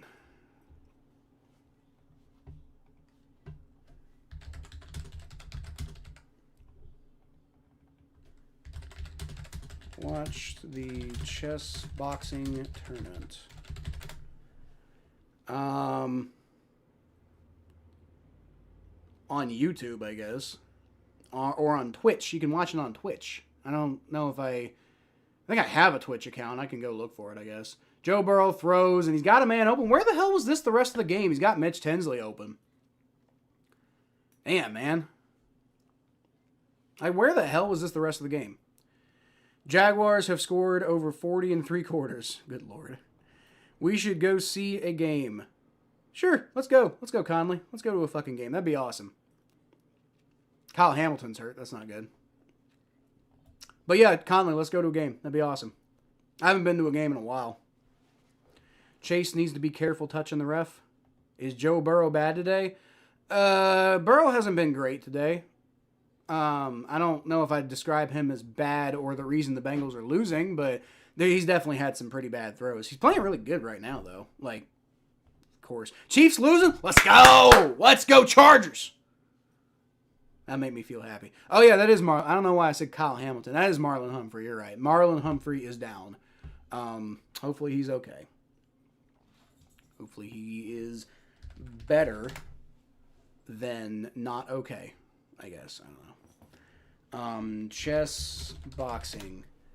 Is it live on YouTube right now? I don't see any. We're on commercial, by the way, just so you know. I don't see it live anywhere on YouTube.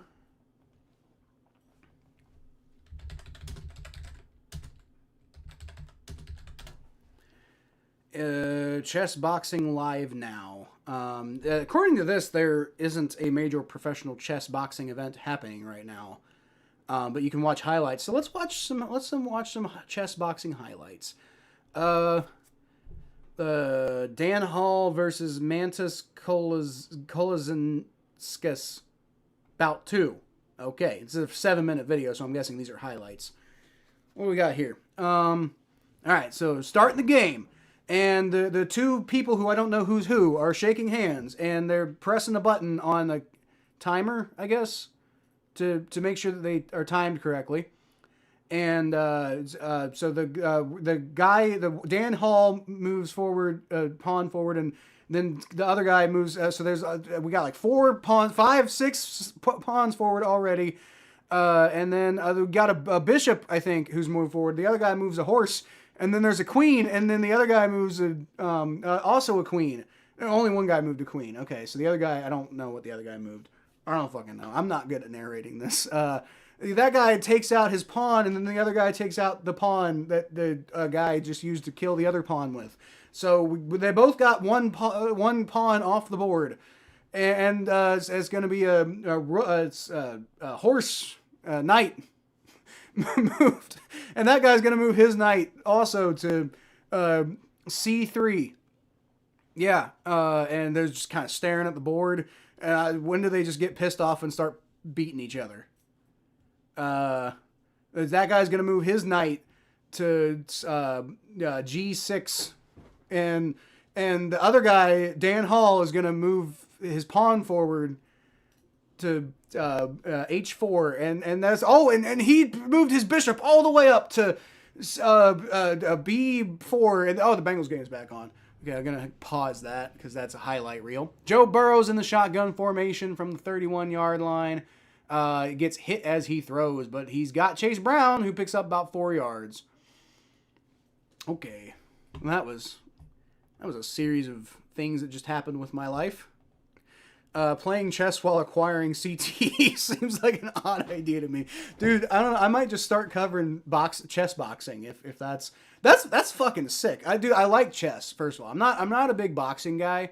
Like as far as watching boxing goes, I don't participate in boxing either, but not because I wouldn't want to, just because I've never really done that before. But like I would, maybe I could become like a chess boxing channel on top of football. I don't know. It's gonna be a toss to Tanner Hudson to the right side, and he picks up a first down on 2nd and 6. So Bengals offense is moving again, and that's good. I hear when your offense plays well. Feels like garbage time at this point, but if there was ever a chance for them to come back in this game, yeah, like this is about the last opportunity you have to have any realistic shot. And even then, it's not that realistic. It's just like both the offense and the defense basically have to be perfect from here on out. But if they do, they could do it. It's going to be a throw to Chase Brown, slant route, and he picks up about 9 yards. There is a flag, though, and I think they're saying the Bengals might have been holding on this one.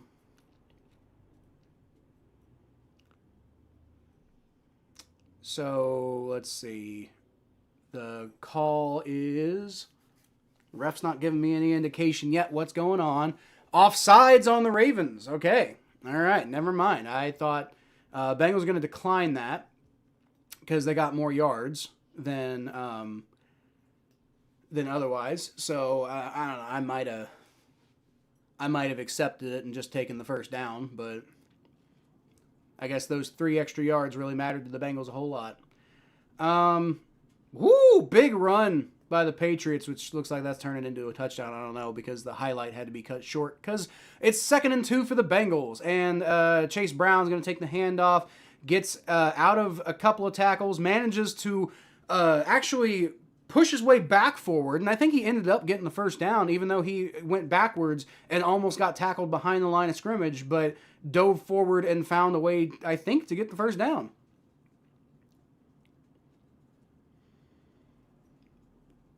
Man, can you imagine if, like, because like the score could be 17-13 right now, realistically. Like, because, you know, like 2 of those drives should have ended in field goals. One of those drives, if Jamar Chase doesn't drop the ball, would have been a touchdown.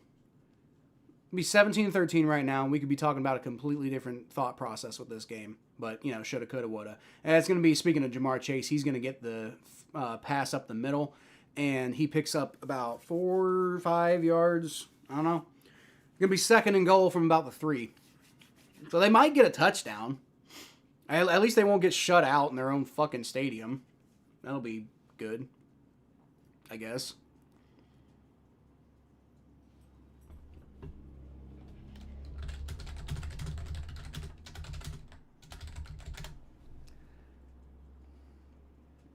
Last time the Bengals got shut out was December 14th, 2014, so... Oh, no, got a shutout. Okay, that's not the same thing. I do remember that game. That was the Johnny Manziel game. They won 30-0, I think.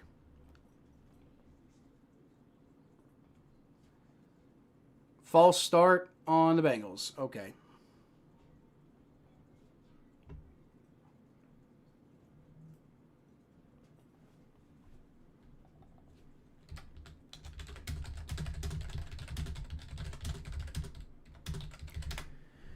Last time the Bengals finished with 0 points in a football game.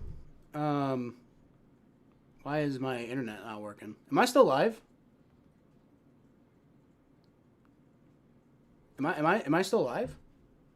Is my I just got a message from strangers, so I'm guessing I'm still live. I don't know. I think Firefox just crashed for me. I think that's what happened. Joe Burrow's gonna throw it up. And my stream is freezing, but Mitchell Tinsley goes up, tries to catch it, and had it, but dropped it. Wonderful.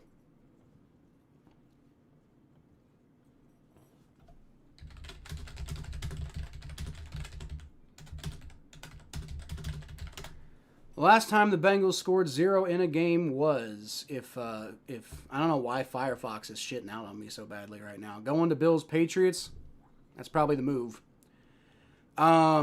Humphrey's back. That's good. You're live. Yeah, I don't know. I think Firefox was freezing. I was wondering if my internet was out.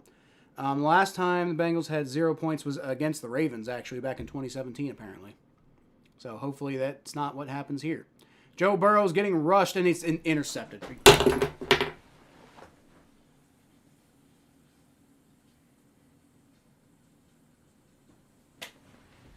And it's going to be a pick six. Are you serious?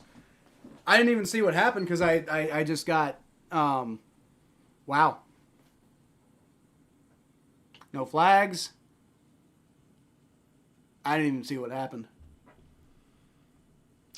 Oh, Jesus. How many... This is an odd number of pick sixes for Joe Burrow to be throwing in late in games this year, especially with how many games he's actually played. You know, the concentration of the Bengals... And Joe Flacco threw one against the Steelers. The number of, like, back-breaking pick sixes that have just kind of happened this year. You predicted the pick six? Well, you didn't in my chat. Yeah, I don't know what was going on with... I think it was just Firefox froze. I interpreted that as my internet was out. Nope. All right, well, Ravens up 23-0. With the extra point, that's 24-0. Now, we are still in danger of getting shut out. At this point, I'm just rooting that we don't get shut out. That's a different level of embarrassment I don't want to deal with. Jaguars up 41-20 on the Chargers. Bears up 28-3 on the Browns. Chargers beating the Chiefs 16-13. Let's go. Bills up Patriots are up 31-28 over the Bills. But the Bills are driving. Commanders up 29-14 over the Giants. Texans up 33-20 over the Cardinals. All right, well. No, I said pick six and then it happened. When did you say pick six? You didn't say pick six. Maybe like in your own like life you said pick six, but you didn't say it in my chat. So, you know, good for you if you predicted that, I guess. Sadly, there will be no comeback. Nope. I can't fathom this offense scoring 24 points in less than 8 minutes. Not at this rate. Dude, I mean, like, I could, like, this offense is that talented. They totally could score 24 points in 8 minutes. What I don't believe is that even if they did, that the defense would hold the Ravens off that whole time. I just don't believe that would happen. I just don't. I have no belief that they would be able to pull that off. Because, like, even if I believe the offense could. I'm not saying I think the offense will. I'm not saying I would be pretty surprised if they did. But this isn't like, you know, at the rate they're currently going at. But because of how talented the offense is, I believe that they totally could. Which is part of what's made this game so frickin' infuriating. In the chat, I see it right here. In fact, you had it on the screen. I did? Where? Oh, you're saying that was before... Okay, well, I can't really tell that was... I thought you were just reacting to the pick six. My bad. I didn't see it. But then again, I turned around, so... I don't know. Maybe you did. Maybe you didn't. I don't know. Why can't we score? I don't know, man. I don't know. Chase Brown, handoff, 7 yards. The Ravens don't give a shit. It burns the clock. And that's probably why the Bengals are running the ball, because, like, the Ravens are probably willing to let them get whatever as long as it keeps the clock moving. Okay, fine. You predicted it, Mikey, I guess. I don't know. I didn't see it. I see that you said pick six, but I thought you were responding to the pick six, not predicting it. But maybe I'm wrong, okay? All right, maybe you did. 2nd and 3. From the from the 37. Chase Brown's going to get the handoff. I don't think he got the first down. I think he got close, but I think he's going to be out a half-yard shirt. That's indeed what the broadcast is suggesting. So, sorry for forcing Burrow to throw the pick six. I'm not even entirely sure I care right now. Like, it was already basically miracle zone anyway. Like, we're expecting the defense to stop the Ravens. That's not going to happen. Just got here. I don't know anything but the score. Okay. So I'll explain here in a second, Jeff. Chase Brown, handoff, gets the first down. I don't know why we're handing the ball off. Are we just giving up on the game? Like, we're just letting that clock run. We're not, zero sense of urgency. Like, All right, whatever. Why can't we score? Well, so at the beginning of the game, it was because Jamar Chase and Andre Yoshivas couldn't fucking catch a goddamn cold. Jamar Chase had a touchdown and he just dropped it. Mitchell Tinsley had a touchdown and he dropped it. That was later in the game. Yoshi had like a big first down that really could have kind of started turning the tide a little bit. Dropped that. Obviously, Joe Burrow's pick six made it made a problem for the garbage time touchdown. It's going to be another handoff. We're just trying to run the clock out at this point. Like, we're giving up. And if we're giving up, then Zach Taylor should be fired right now. We should it's 24-0. You're a professional football team and you're giving up? Like, they're giving up. They're just running the ball. They're not, no sense of urgency, no hurry up, no anything. They're just trying to get off the field. They don't give a shit. The Bengals fucking gave up. Okay, all right. Well, let's talk about boxing then, because if the Bengals don't give a shit, why should I?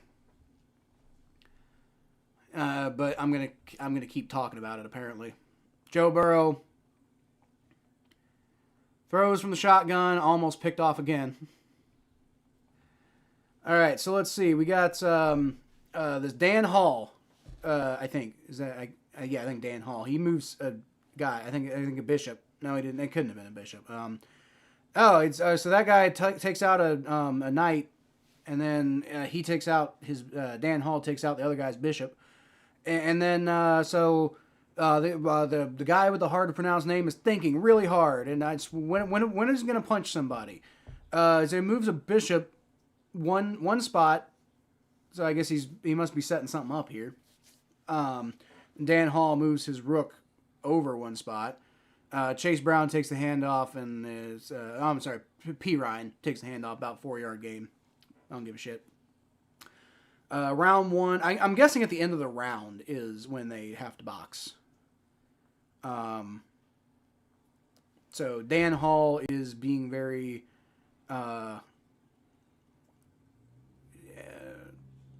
indecisive, and so he moves a bishop to row 2. I guess D2 is where he moved that bishop. And then the hard to pronounce name guy moves his rook over to B2. B8, I guess. Joe Burrow shotgun formation throws, and that's a nice catch by Jamar Chase. I think he might have been out, though. No, they're saying there's a catch. Okay. And it's going to be 4th and 3 now. That was a nice, almost a one-handed catch, too. But yes, he was indeed in bounds. There's some guy looking at his phone. Or looking at the other guy's phone while he's playing chess. He's just like straight up like getting up and like looking at the guy's phone. And maybe he's like changing the music or something. But it just looked like he got up and started messing with the fucking phone. The hell? That's going to be a rook to H3 situation there. Okay, so I guess that Jamar Chase catch was 4th and 3. So it was a handoff. Next play was a handoff up the middle, and it's about a 2-yard gain. It's going to be 2nd and 8. Dan Hall, I think it's his turn. Maybe. Oh no, it's other guy's turn, and so he moves his knight to F5. Yeah, F5. All right, that's the end of the round. I think they're gonna box now. Maybe, I don't know. P. Ryan takes the handoff. A bit of a horse collar there, but they're not calling anything today. At least they're not calling anything at all for either team. Like these refs are not doing a whole lot of calling anything. So, I was hoping for consistency, and in general, we've gotten consistency. They took a stand when the players started fighting, but other than that, the refs have been at least relatively balanced today. So I'll take that. Burrow under shotgun formation on 3rd and 6 from the 31.5-yard line. Can we get in the end zone? Just to have a little bit of pride. And it's going to be a toss to Sample. I don't think he quite got the first down, but that's going to be like an inch to go or something like that. Yep, 4th and inches. 232, 231. Like, we've just given up. We're just trying to not get shut out at this point, is what we're doing. What a disaster of a game, man. See what happens here, I guess. Taylor's play calling says he's given up. That's why I just started narrating chess boxing. Handoff, P. Ryan. I don't think he got it. I think that's going to be a turnover on downs. Jesus.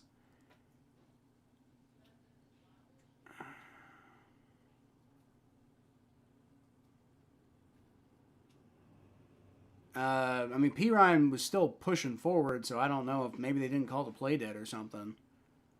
Refs are indicating that it's a turnover on downs, though. As they should. And so the Bengals are probably going to get shut out, if that's the case. Fucking great. Zach Taylor is absolutely getting fired after this year. Dude, he should get fired after today. Like, this has just been a complete... Like, they gave up games. They just decided they weren't going to try playing anymore. They intentionally ran off a bunch of clock on this drive. The team's broken. Nowhere to go with anything. I mean, I blame Lou Anarumo more than I blame anybody, but Zach's job is still to get this team together, and he didn't. Like, this is just a disgusting game. People talk about Jack Taylor's record without Joe Burrow being really bad, and it is, but doesn't matter right now because they're not winning with Joe Burrow. We all knew that was going to happen. That's why people didn't want Joe Burrow to come back this season, and I disagreed. And I still disagree because I think he needs to get out there and, get in rhythm and everything like that. But I understand why people were saying that. Let's tank for Arvell Reese. Arvell Reese? Huh? I haven't seen him in the mock drafts. Or maybe I have.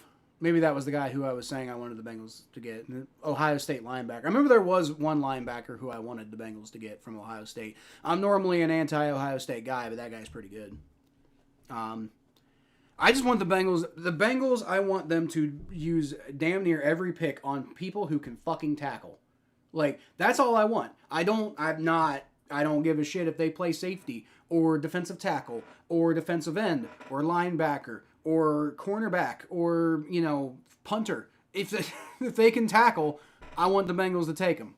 That's 100% the biggest problem we had all season was this defense had some good flashes, but because they couldn't fucking tackle, none of it ever really mattered. Where does the boxing come into chess? Well, I haven't quite seen that yet, Jeff. No, my Arvell Reese. Uh-huh. If I was at Paycor in dangerously cold wind chills and witnessed this effort and end result, I'd be furious. Frostbite ain't no joke. I'm fucking... I think I'm too dead to be furious. Like, I want to be furious, but I'm just... This whole fucking season's been like this. Hey, boy, it's that sick Jags fan from week 2. How's your season? Dude, we fucking beat you guys. You're an idiot. All right, we're just going to go ahead and ban you because you're just here to be an asshole. Gotta find that. But to answer your question, we beat you guys. Like fuck off. Like, what does that have to do with anything? Like, I have no, what, you gonna come troll me about that game? Like, you came in here, made yourself look like a dumbass, and you guys lost to Jake Browning. Like, yeah, your season's gotten back on track. You gotta remember, I like the Jaguars. Like you're acting like, nah, I already did it, Mikey. You're acting like I don't like the Jaguars. Like, I don't like you personally. Like, you suck. You're over here rooting for people to get injured and shit. Like, that's just not okay.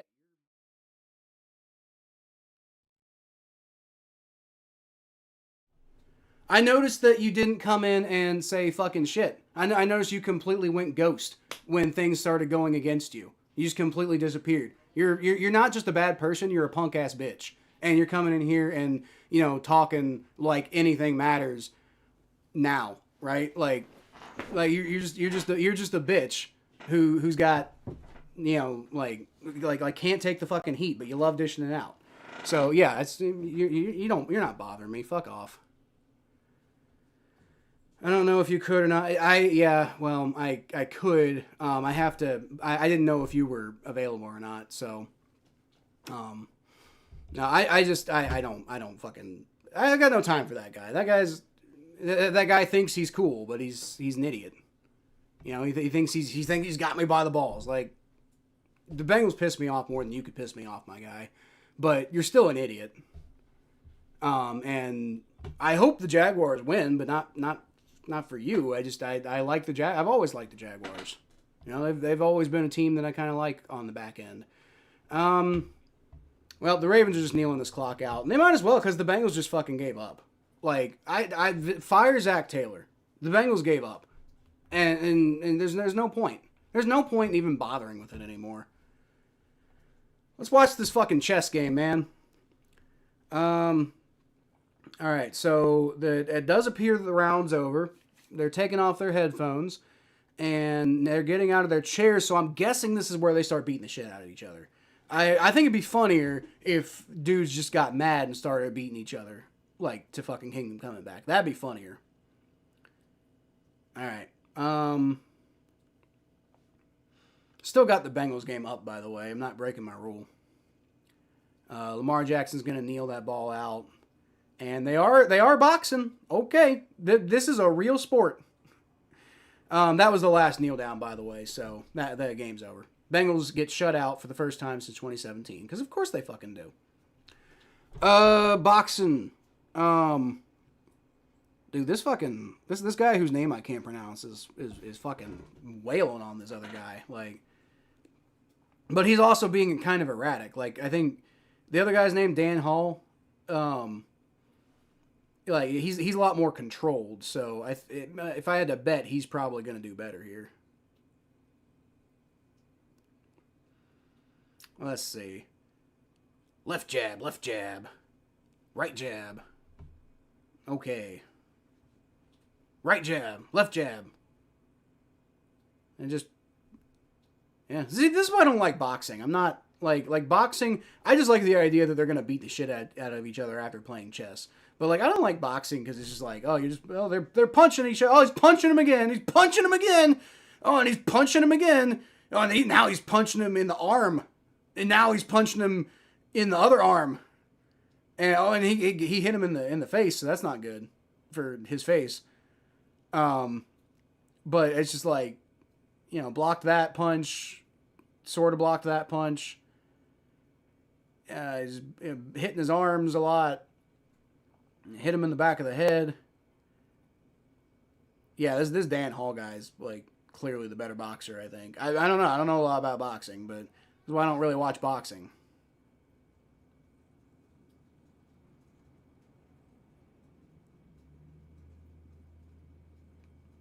He's calm and he's just taking a breather, apparently. I guess the ref called for a timeout. Do you have timeouts in boxing? I do not. Again, I don't know much about boxing. Don't really watch it. Yeah, Dan Hall won because of course he fucking did. But I mean, it wasn't by not. It was just by judge. So he won. Didn't even really finish the chess game. First of all, I think. Am I wrong about that?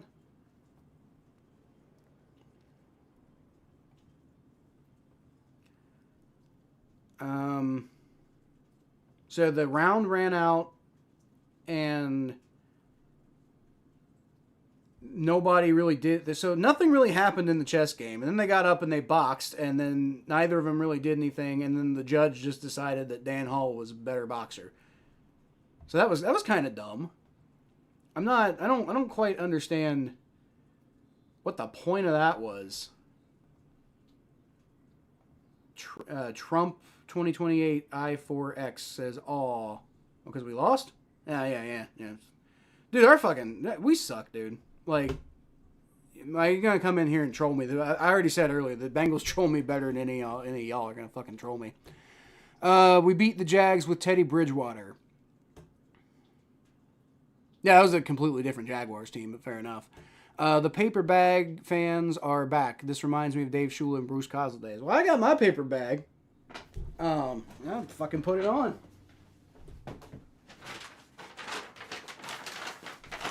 I've been doing this all fucking season. Yep. It sure does feel like those days right now. And it's only one season. It's not quite the same as the Shula and Kozlet days, because like that was the entire fucking decade, right? But yeah, no, it definitely feels about that hopeless at the moment. Even though we know that like our offense is good enough, but the defense is, obviously they weren't today. The offense was very bad. Yeah, offense was very bad, but like overall the season is the defense's fault why we're even in this position. Chiefs loss plus win by Bills, Jags, and Texans eliminates them. Well, so go Bills, Jags, Texans, and Chargers. The Chargers are currently winning 16-13. You know what? Just because I'm a petty son of a bitch, let's switch over to that game. Because I just want to root for something that maybe has a better chance of happening than the Bengals winning a football game. Gotta find it first. I don't even know if I actually even have it. I'm currently on the Bills game. So the other game I appear to have is the Browns and Bears, which is a fucking blowout. So, yeah. Well, I don't know. Okay. So I'm not gonna get the Chiefs and Chargers. Unfortunately, I can't switch over games like I used to. But I can stick around and see what happens in this Patriots-Bills game, which is very close. It's 4th and 5. I think the Patriots are the ones with the ball, so it's looking like the Bills have a pretty good shot at pulling this one off. Despite the fact that the Patriots were working them, man. Like, that's rough. Like, obviously you're feeling a lot better if you're a Patriots fan than if you're a Bengals fan. But I will say this loss hits a lot harder because, if the Patriots lose this game, that hits a lot harder because you have expectations. We have zero expectations here in Cincinnati right now. Drake May bouncing around the backfield, buys himself some time, but that ball ends up going into the turf. And I think the Bills are going to probably win this game now. Patriots do have all their timeouts. So with some defense, they can earn another offensive drive. But, yeah, I think the Bills are going to probably win this game. Where's Richard? Richard talking about how bad the Bills are. Now, I think the Patriots are still far enough ahead that this one's not going to matter, right? Oh, Joey Bosa actually knocked that ball away. That's what happened. Let's see. Let's look at the stand. What's going on with the standings? The Bills are, after this game, okay, so the Patriots will be 11-3 and the Bills will be 10-4. So the Bills only be one game behind the Patriots. And, it's possible that, the Patriots don't exactly have a super easy schedule, I don't think, right? They play the Ravens, Ravens, Jets, Dolphins. Okay, so maybe it's not a super difficult schedule. But, the Bills still have a shot to win this division. See what happens there. How dare you take my queen, bam, boof, biff. that's what I was hoping for. Like, people just get pissed off and start fucking beating each other. But I guess boxing's too organized for that, right? That's not how boxing works. I don't know. I'm not much of a boxing guy, but, where do I watch this chess boxing? Well, so I just was looking at highlights. I think you can watch it like live streamed on Twitch, and I don't know, maybe I'll cover that more. That's interesting as fuck, but I don't know. I don't know where you would really go to watch it exactly. I thought the Bengals could lose, but this, rest in peace, 3 weeks ago, but okay. Are we eliminated? Yeah, we're eliminated. Yeah. We didn't deserve to have a chance anyway. The only reason we had a chance is because the rest of the AFC North was complete, utter dumpster garbage. But you know what? The silver lining is at least the Ravens winning means that they could still take the division away from the Steelers. So, I think there was a Ravens fan trying to troll me earlier. I don't know if there's any more. I don't know if there's any more they're going to kind of try to come troll me, but I'll be honest with you, I'm rooting for the Ravens for the rest of the regular season at least. Now, I'll be rooting very hard against you in the first round of the playoffs, mind you. Like, I have no love for the Ravens, but rather you win the division than the Steelers. I'll tell you that right now. I have no qualms about that. I don't give a shit. It's not like the Bengals deserve anything anyway.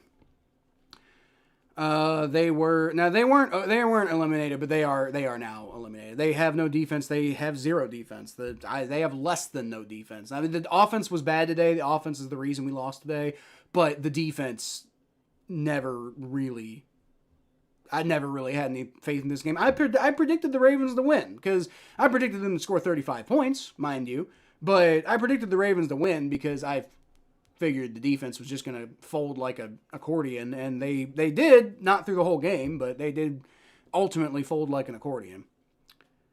Little Kyles? Is there a bunch of little Kyles around? Or are you calling me a little... I don't even understand what what? I'm confused. You're confusing me, Trump. Just saw Shitter Sanders has 3 picks today. At least we aren't Clowns fans. That's what I'm saying. Like, Mikey was asking if I'd rather the Chiefs or the Browns make the Super Bowl, and I think I'd rather the Chiefs make the Super Bowl because, like, if the Browns go make the Super Bowl, then at least we always have, like, we can't even say we're better than the Browns at that point, right? Like, I don't even know who we're worse than if the Browns start getting better, so I should sell paper bag merch. Well, if they keep being this bad, I might.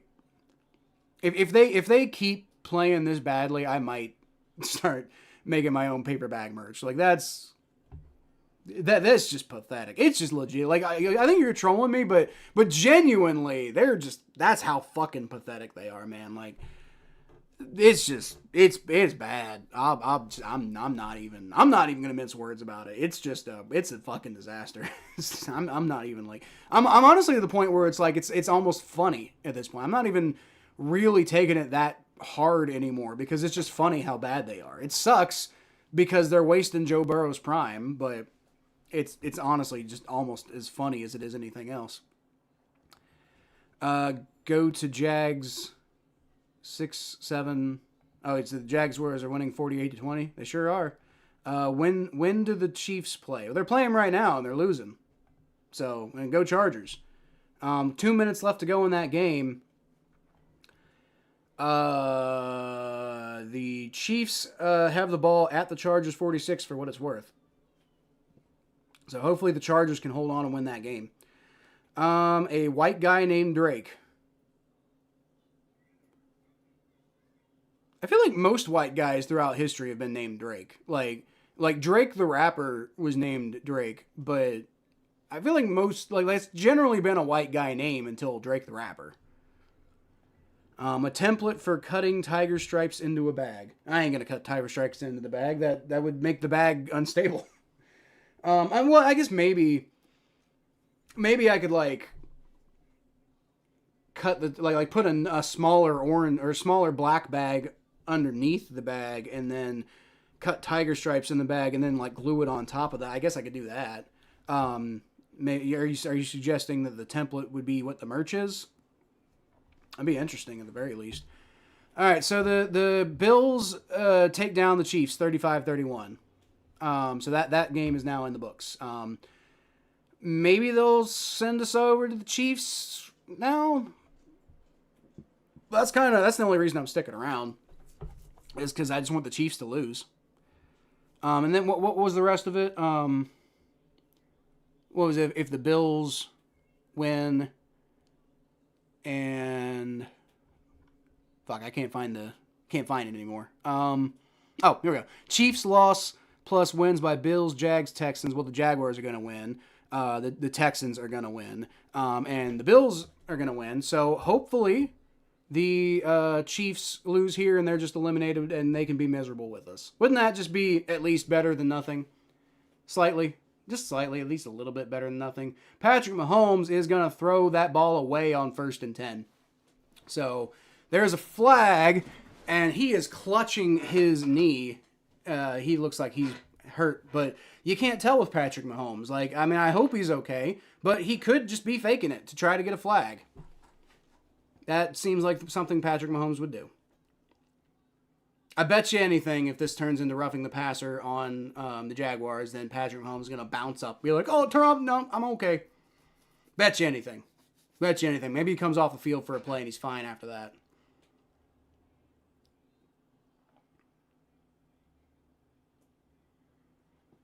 This is what I'm talking about. Like, if they call roughing the passer on that, then, like, you know, like, Patrick Mahomes gets touched. Well, you know what? They threw that flag before he even got rid of the ball, to be fair.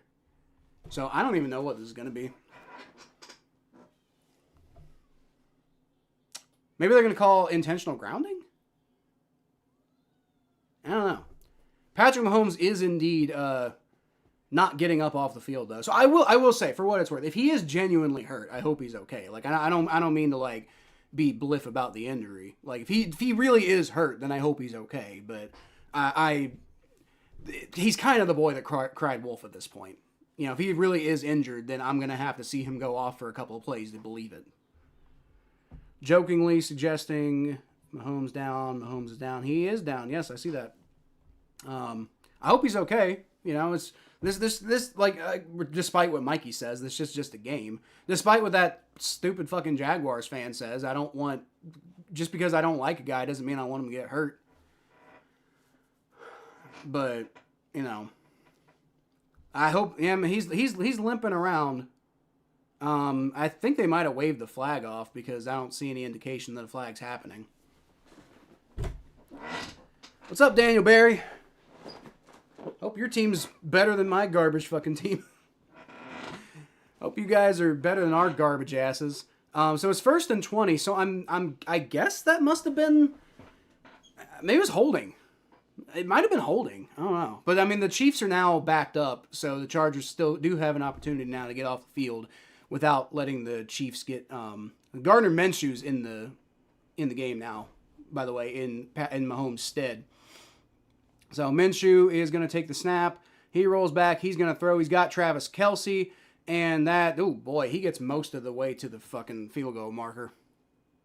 Come on, Chargers. God damn it. Maybe Minshew can throw a pick six here or something. Like if Burrow's got to throw a pick six, then maybe, you know, whoever's at quarterback for the Chiefs can too. That'd be nice. The flag was on the Chiefs. Yeah, it appears to be the case. This shit more than a game? It's not more than a game, though. It's really not. Not to me. If it is to you, then that's fine. All right, Chargers give about 2 or 3 yards there to, what is that, Xavier Worthy? I think it's Xavier Worthy. Khalil Mack ended up coming up with the ball, but I think he was well down. Oh, I'm sorry. It's Rashee Rice, by the way, who was the one with the catch. So 3rd and 7, and I would imagine, whatever the case here, it's 4 down territory. So 3rd and 7, and I mean, if you get in field goal range, I mean, maybe you're already in a position where you give the ball to Harrison Butker anyway. I don't know. This is a curious position to be in if you're the Chiefs. All right, Minshew, shotgun snap, throws, caught. Now, that was also holding. There was holding as fuck. There was a Chargers guy getting fucking choked. So that was clear holding on the Chiefs. And 27 seconds left. I guess the Chiefs took the second of their timeouts. So that was clear holding on the Chiefs, though. The fact that didn't get called is typical Chiefs. This is 85% of my life. Oh, football. Well, okay, so for you, it's allowed to be more than a game for you. It's not more than a game for me. I can't be. I'm a Bengals fan. I don't. The Bengals don't do enough for me to make it more than a game for me. You know, the Bengals have never been good enough in my life for me to really dedicate that much to them. You know, like I like doing the YouTube channel. I was hoping that could turn into a career maybe, but beyond that, no. I can't, in all good conscience, let the Bengals run that much of my fucking life, dude. I just can't do it. 1st and 10 from the 34-yard line. Gardner Minshew takes a shotgun snap, and he's going to pump fake, and he's just going to get rid of the ball, as Joe Burrow should have done several times.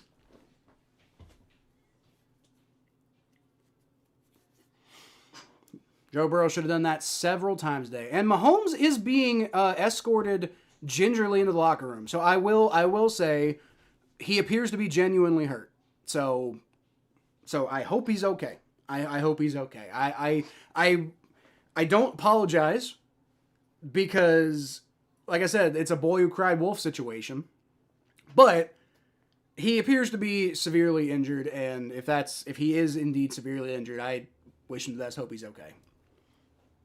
I mean, I did anyway, but he does appear to be genuinely injured. So it's not that fucking serious, There was a flag on the play before the snap, and I'm wondering if this is going to be a false start. Oh, it's delay of game on the Chiefs.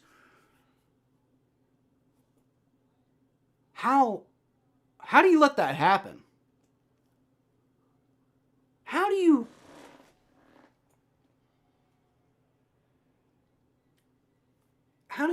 let a delay in this situation? How do you get a delay of game that kind of knocks him, maybe not really knocks you out of field goal range, but it kind of knocks you out of field goal range? You got to get back in now. Gardner Minshew, shotgun snap. He's going to throw. Looks like he thinks he found. And it's intercepted by the Chargers. 14 seconds left to go, and the Chargers are going to win this game. Let's go! Chiefs are eliminated on the same day that the Bengals are eliminated. It sucks that the Bengals got eliminated, but you know what? Fuck the Chiefs. Fuck you, motherfuckers. Let's go. We ain't going to have no fucking Kansas City Chiefs in the playoffs this year, baby. Let's go! Chiefs are done. They sure are. Best wishes to Patrick Mahomes. I hope he's okay. With the Chiefs being eliminated, I think it's possible that Patrick Mahomes may not return this season because he was. I guess it depends on the injury, but it looked pretty bad. But I hope he's okay. I really do hope Patrick Mahomes is okay. I don't want him to lose his career over something. But very happy to see the Chiefs lose and not. They are Justin Herbert is going to kneel, and the Chiefs elect not to take their time out, and that is it. The Kansas City Chiefs will indeed be missing the playoffs. So will the Bengals. But you know what? At least I'm not going to have to watch the Chiefs go win the Super Bowl while the Bengals have another bad season. That was 23 was a really rough year that I don't want to do that again. That was an awful feeling watching the Bengals just collapse that year, and then the Chiefs go win the Super Bowl after we had previously been very staunch rivals with them. And then it almost happened again in 24. But now, I predicted after the Super Bowl. After the Super Bowl happened, I came on the Who Dey versus Who Dat podcast, and I said, I think the Chiefs are done. I think their run of dominance is over. I don't even know if they're going to make the playoffs this year. Lo and behold, the Kansas City Chiefs have indeed missed the playoffs, and so have the Bengals. If a Chiefs fan watches this later, they're going to be like, oh, you celebrating because your own team can't win. Yeah. yeah, I am. But you gotta have something, man. I gotta fucking have something. So, Chiefs are done. Let's go. Bengals are also done, but I think we all knew that. All right, let's go look at these scores because pretty much the whole thing is pretty much wrapped up at this point. Bengals obviously losing, getting shut out 24-0. Jaguars beat the Jets 48-20. It's about what I expected. It's about what you should have expected. Chargers eliminate the Chiefs by a score of 16-13. So thank fucking God we will not be seeing the Kansas City Chiefs in the playoffs this year. It's officially official now. It's over. It felt over after the Super Bowl, but it's officially over now. The Chiefs dynasty is dead. Could it come back? I don't know. But it is officially dead now. It's done. I mean, I guess they could come back and win the Super Bowl next year and sort. But this would be 2 years in a row that they don't win the Super Bowl. So I think the dynasty's dead. The dynasty is finished. We're done with the Chiefs dynasty. It's over. So at least we got that. At least I can walk away from today knowing that the Bengals are probably not going to make the playoffs this year anyway. It was a fucking long shot to begin with. The season sucked from a Bengals fan perspective, but you know what? I find light in the darkness with the Kansas City Chiefs also being eliminated today. I'll take that.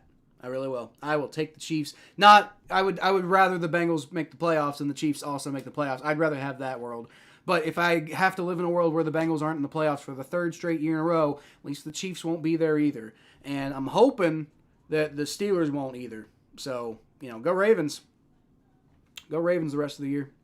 Maybe it sounds sacrilegious for me to say that after they just shut us out, but go Ravens. Go Ravens. Bears beat the Browns 31-3 because the Browns are indeed worse than us. Now, they didn't get shut out, though, for what that's worth. Bills beat the Patriots 35-31, so their hopes of winning the division is still alive. Commanders beat the Giants 29-21. Both of those teams are having awful seasons. But the Commanders at least win that game. Eagles beat the Raiders 31-0. Like, Mikey, you picked the wrong game. You picked the wrong game to watch. I'm sorry.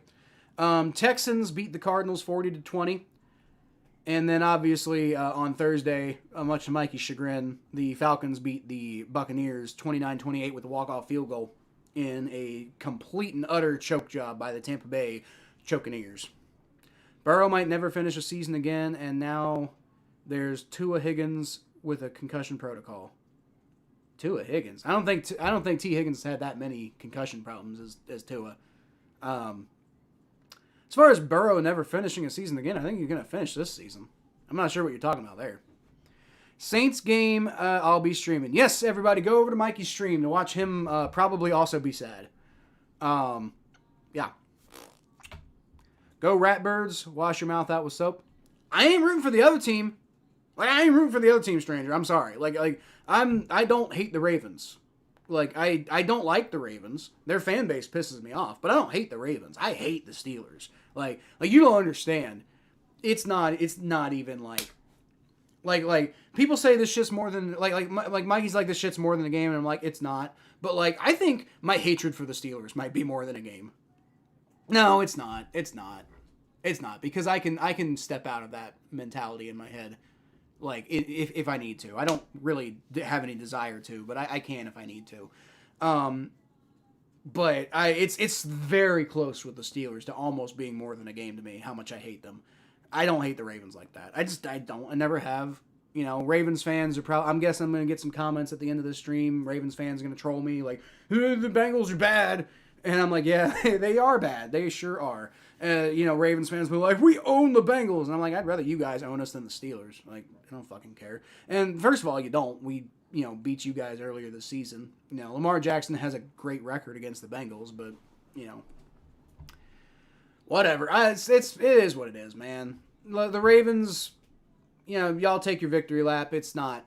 It's just it doesn't hit the same way. It just doesn't. I don't give that much of a shit. I think I might hate the Chiefs more than I hate the Ravens, honestly. They're not even a division rival. I'm actually okay with Atlanta winning over the Buccaneers because the Falcons are not going to make the playoffs and the Buccaneers get pain. Is that why? I'm not saying I've never rooted for the Steelers to win a football game before, but it takes a lot. It's usually got to be if the Steelers win, then the Bengals make the playoffs. Because I don't think any other situation I would root for the Steelers. I can't envision it. I think there was one year that if the Steelers won, it was bad for the Chiefs or something like that. But I don't even think that I was able to really. I think at best I was able to be like, you know what, whoever wins, that's a good thing.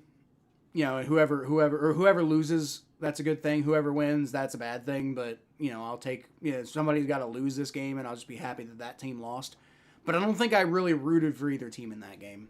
But I will say though, if it was I don't hate the Chiefs like I hate the Steelers. So part of the thing was the Steelers weren't doing as well as the Chiefs, and the Chiefs were still plowing away, and I was like, well, I just want one. I'd whoever loses, whatever. But if the Chiefs were having a bad season, I would just take the fact that they're having a bad season. It's not like the Steelers where I want them to lose every game no matter what, right? If you're winning, that's bad. I don't give a shit. If you haven't won a single game all season, I hope you lose more. That's how I feel about the Steelers.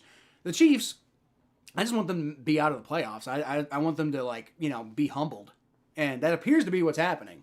So, I'll take that, I would also like the Bengals to do well, but that's, that's a long shot. Like, the fact that we even got to a Super Bowl is remarkable. Like, that's, like, I mean, don't get me wrong, that was a hell of a run they went on in 21, but it felt so surreal. It's like the Bengals. Like, we're in the Super Bowl, really. We're the Cincinnati. I know Joe Burrow's a really good quarterback. I know the defense has been good this year for the most part. I know Jamar Chase and et cetera, et cetera. That offensive line does make it feel weird, but, like, I know we've got a lot of talent, but, like, us, really, the Cincinnati Bengals. We're the ones in the Super Bowl. First time it had ever happened in my life, and I never really thought that it was that realistic otherwise, right? Like, other than, like, just kind of crazy mad scientists playing around with, like, playoff projections. It's like, well, if they do this, this, and this, then maybe they can make something crazy happen. But it was never like, oh, I think they're going to make the Super Bowl. Other than, like, I think in 22, I thought they were going to make it because I said if the offensive line was better, then they'd win the Super Bowl. And the offensive line was a little bit better, and they almost went back. They made it to AFC Championship, and they almost beat the Chiefs. It's just at the very end, the defense just really couldn't finish it off. And everybody blames Joseph Osai for that, but I think it was kind of already over at that point.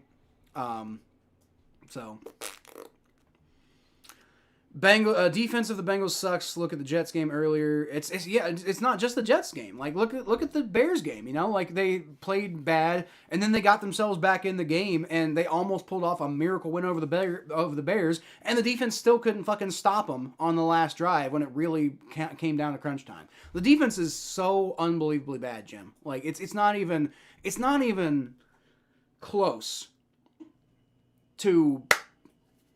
Like today, they were a little better at times, but not really when it mattered the most. They let, like I said, they let 17 points go in, like, quick succession between the second and third quarter. And outside of that, they didn't allow any points. But I think that's partially because the Ravens started slowing down at the beginning of the game, or at the end of the game. They did great in the first quarter, but that's about it. And they do that every week. They come out, they look better in the first quarter. It's like, oh, are they going to do something this week? And then they just flub the whole rest of the game. That's how this defense has been all year, except for the games where they've just been consistently awful the whole time. Chiefs are out. We can all celebrate that. There, exactly, right? Because to me, not to rub it into Mikey, but to me, this shit is not more in the game. So I can still look at, like those Bengals players should not feel any positive emotions at all for any reason for the entire rest of possibly the whole offseason. If I was doing this professionally, not professionally following like I was hoping I would do, but if it was my job to go win those games, then no, there should be no silver lining. But me as a fan whose life doesn't depend on whether this team wins football games or not, I can see the silver lining at the end of it, which is that the Chiefs have been eliminated from the playoffs, and we were probably not going to make it anyway this year. Ravens beating the Ravens or not beating the Ravens. Now, I will say, we they got shut out. That hurts regardless of the Chiefs. Getting shut out, like, they didn't have to get fucking shut out, man. That still does hurt, but it also is what it is. Fuck this team. Like, we'll see how they do next year. Maybe me and Mikey can do a mock draft on the next episode, like at halftime or something like that. Or no, on the other show that we do. Jim, you finally said something I agree with. Fuck the Chiefs. There you go. Fuck the Chiefs. So Morris didn't get fired. Oh yeah. Well, there you go. See, Raheem Morris still sticking around. There you go. All right. Well, anyway, this Broncos-Packers game is going now, which means there's nothing else to really pay attention to, which I think I already knew anyway. But I'm going to go ahead and hop on out of here, and I can't quit them. Never can, never will. Even though I think they fucking quit. I think Zach Taylor I mean, it's Zach Taylor who quit, right? Like, Zach Taylor is basically the one who quit.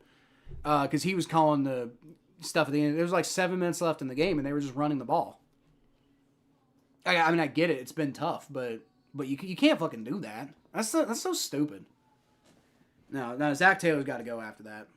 I think maybe they should fire him after this game. Like, you don't fucking quit while the game's still going. And even though it's a long shot, you can still win the game because you almost pulled it off against the Bears and then your defense collapsed. But, like, it's not like you haven't done something like that this season. So, I mean, you could still go try to win that game. You know, at least that would be respectable. But good Lord, that's not even respectable, you know?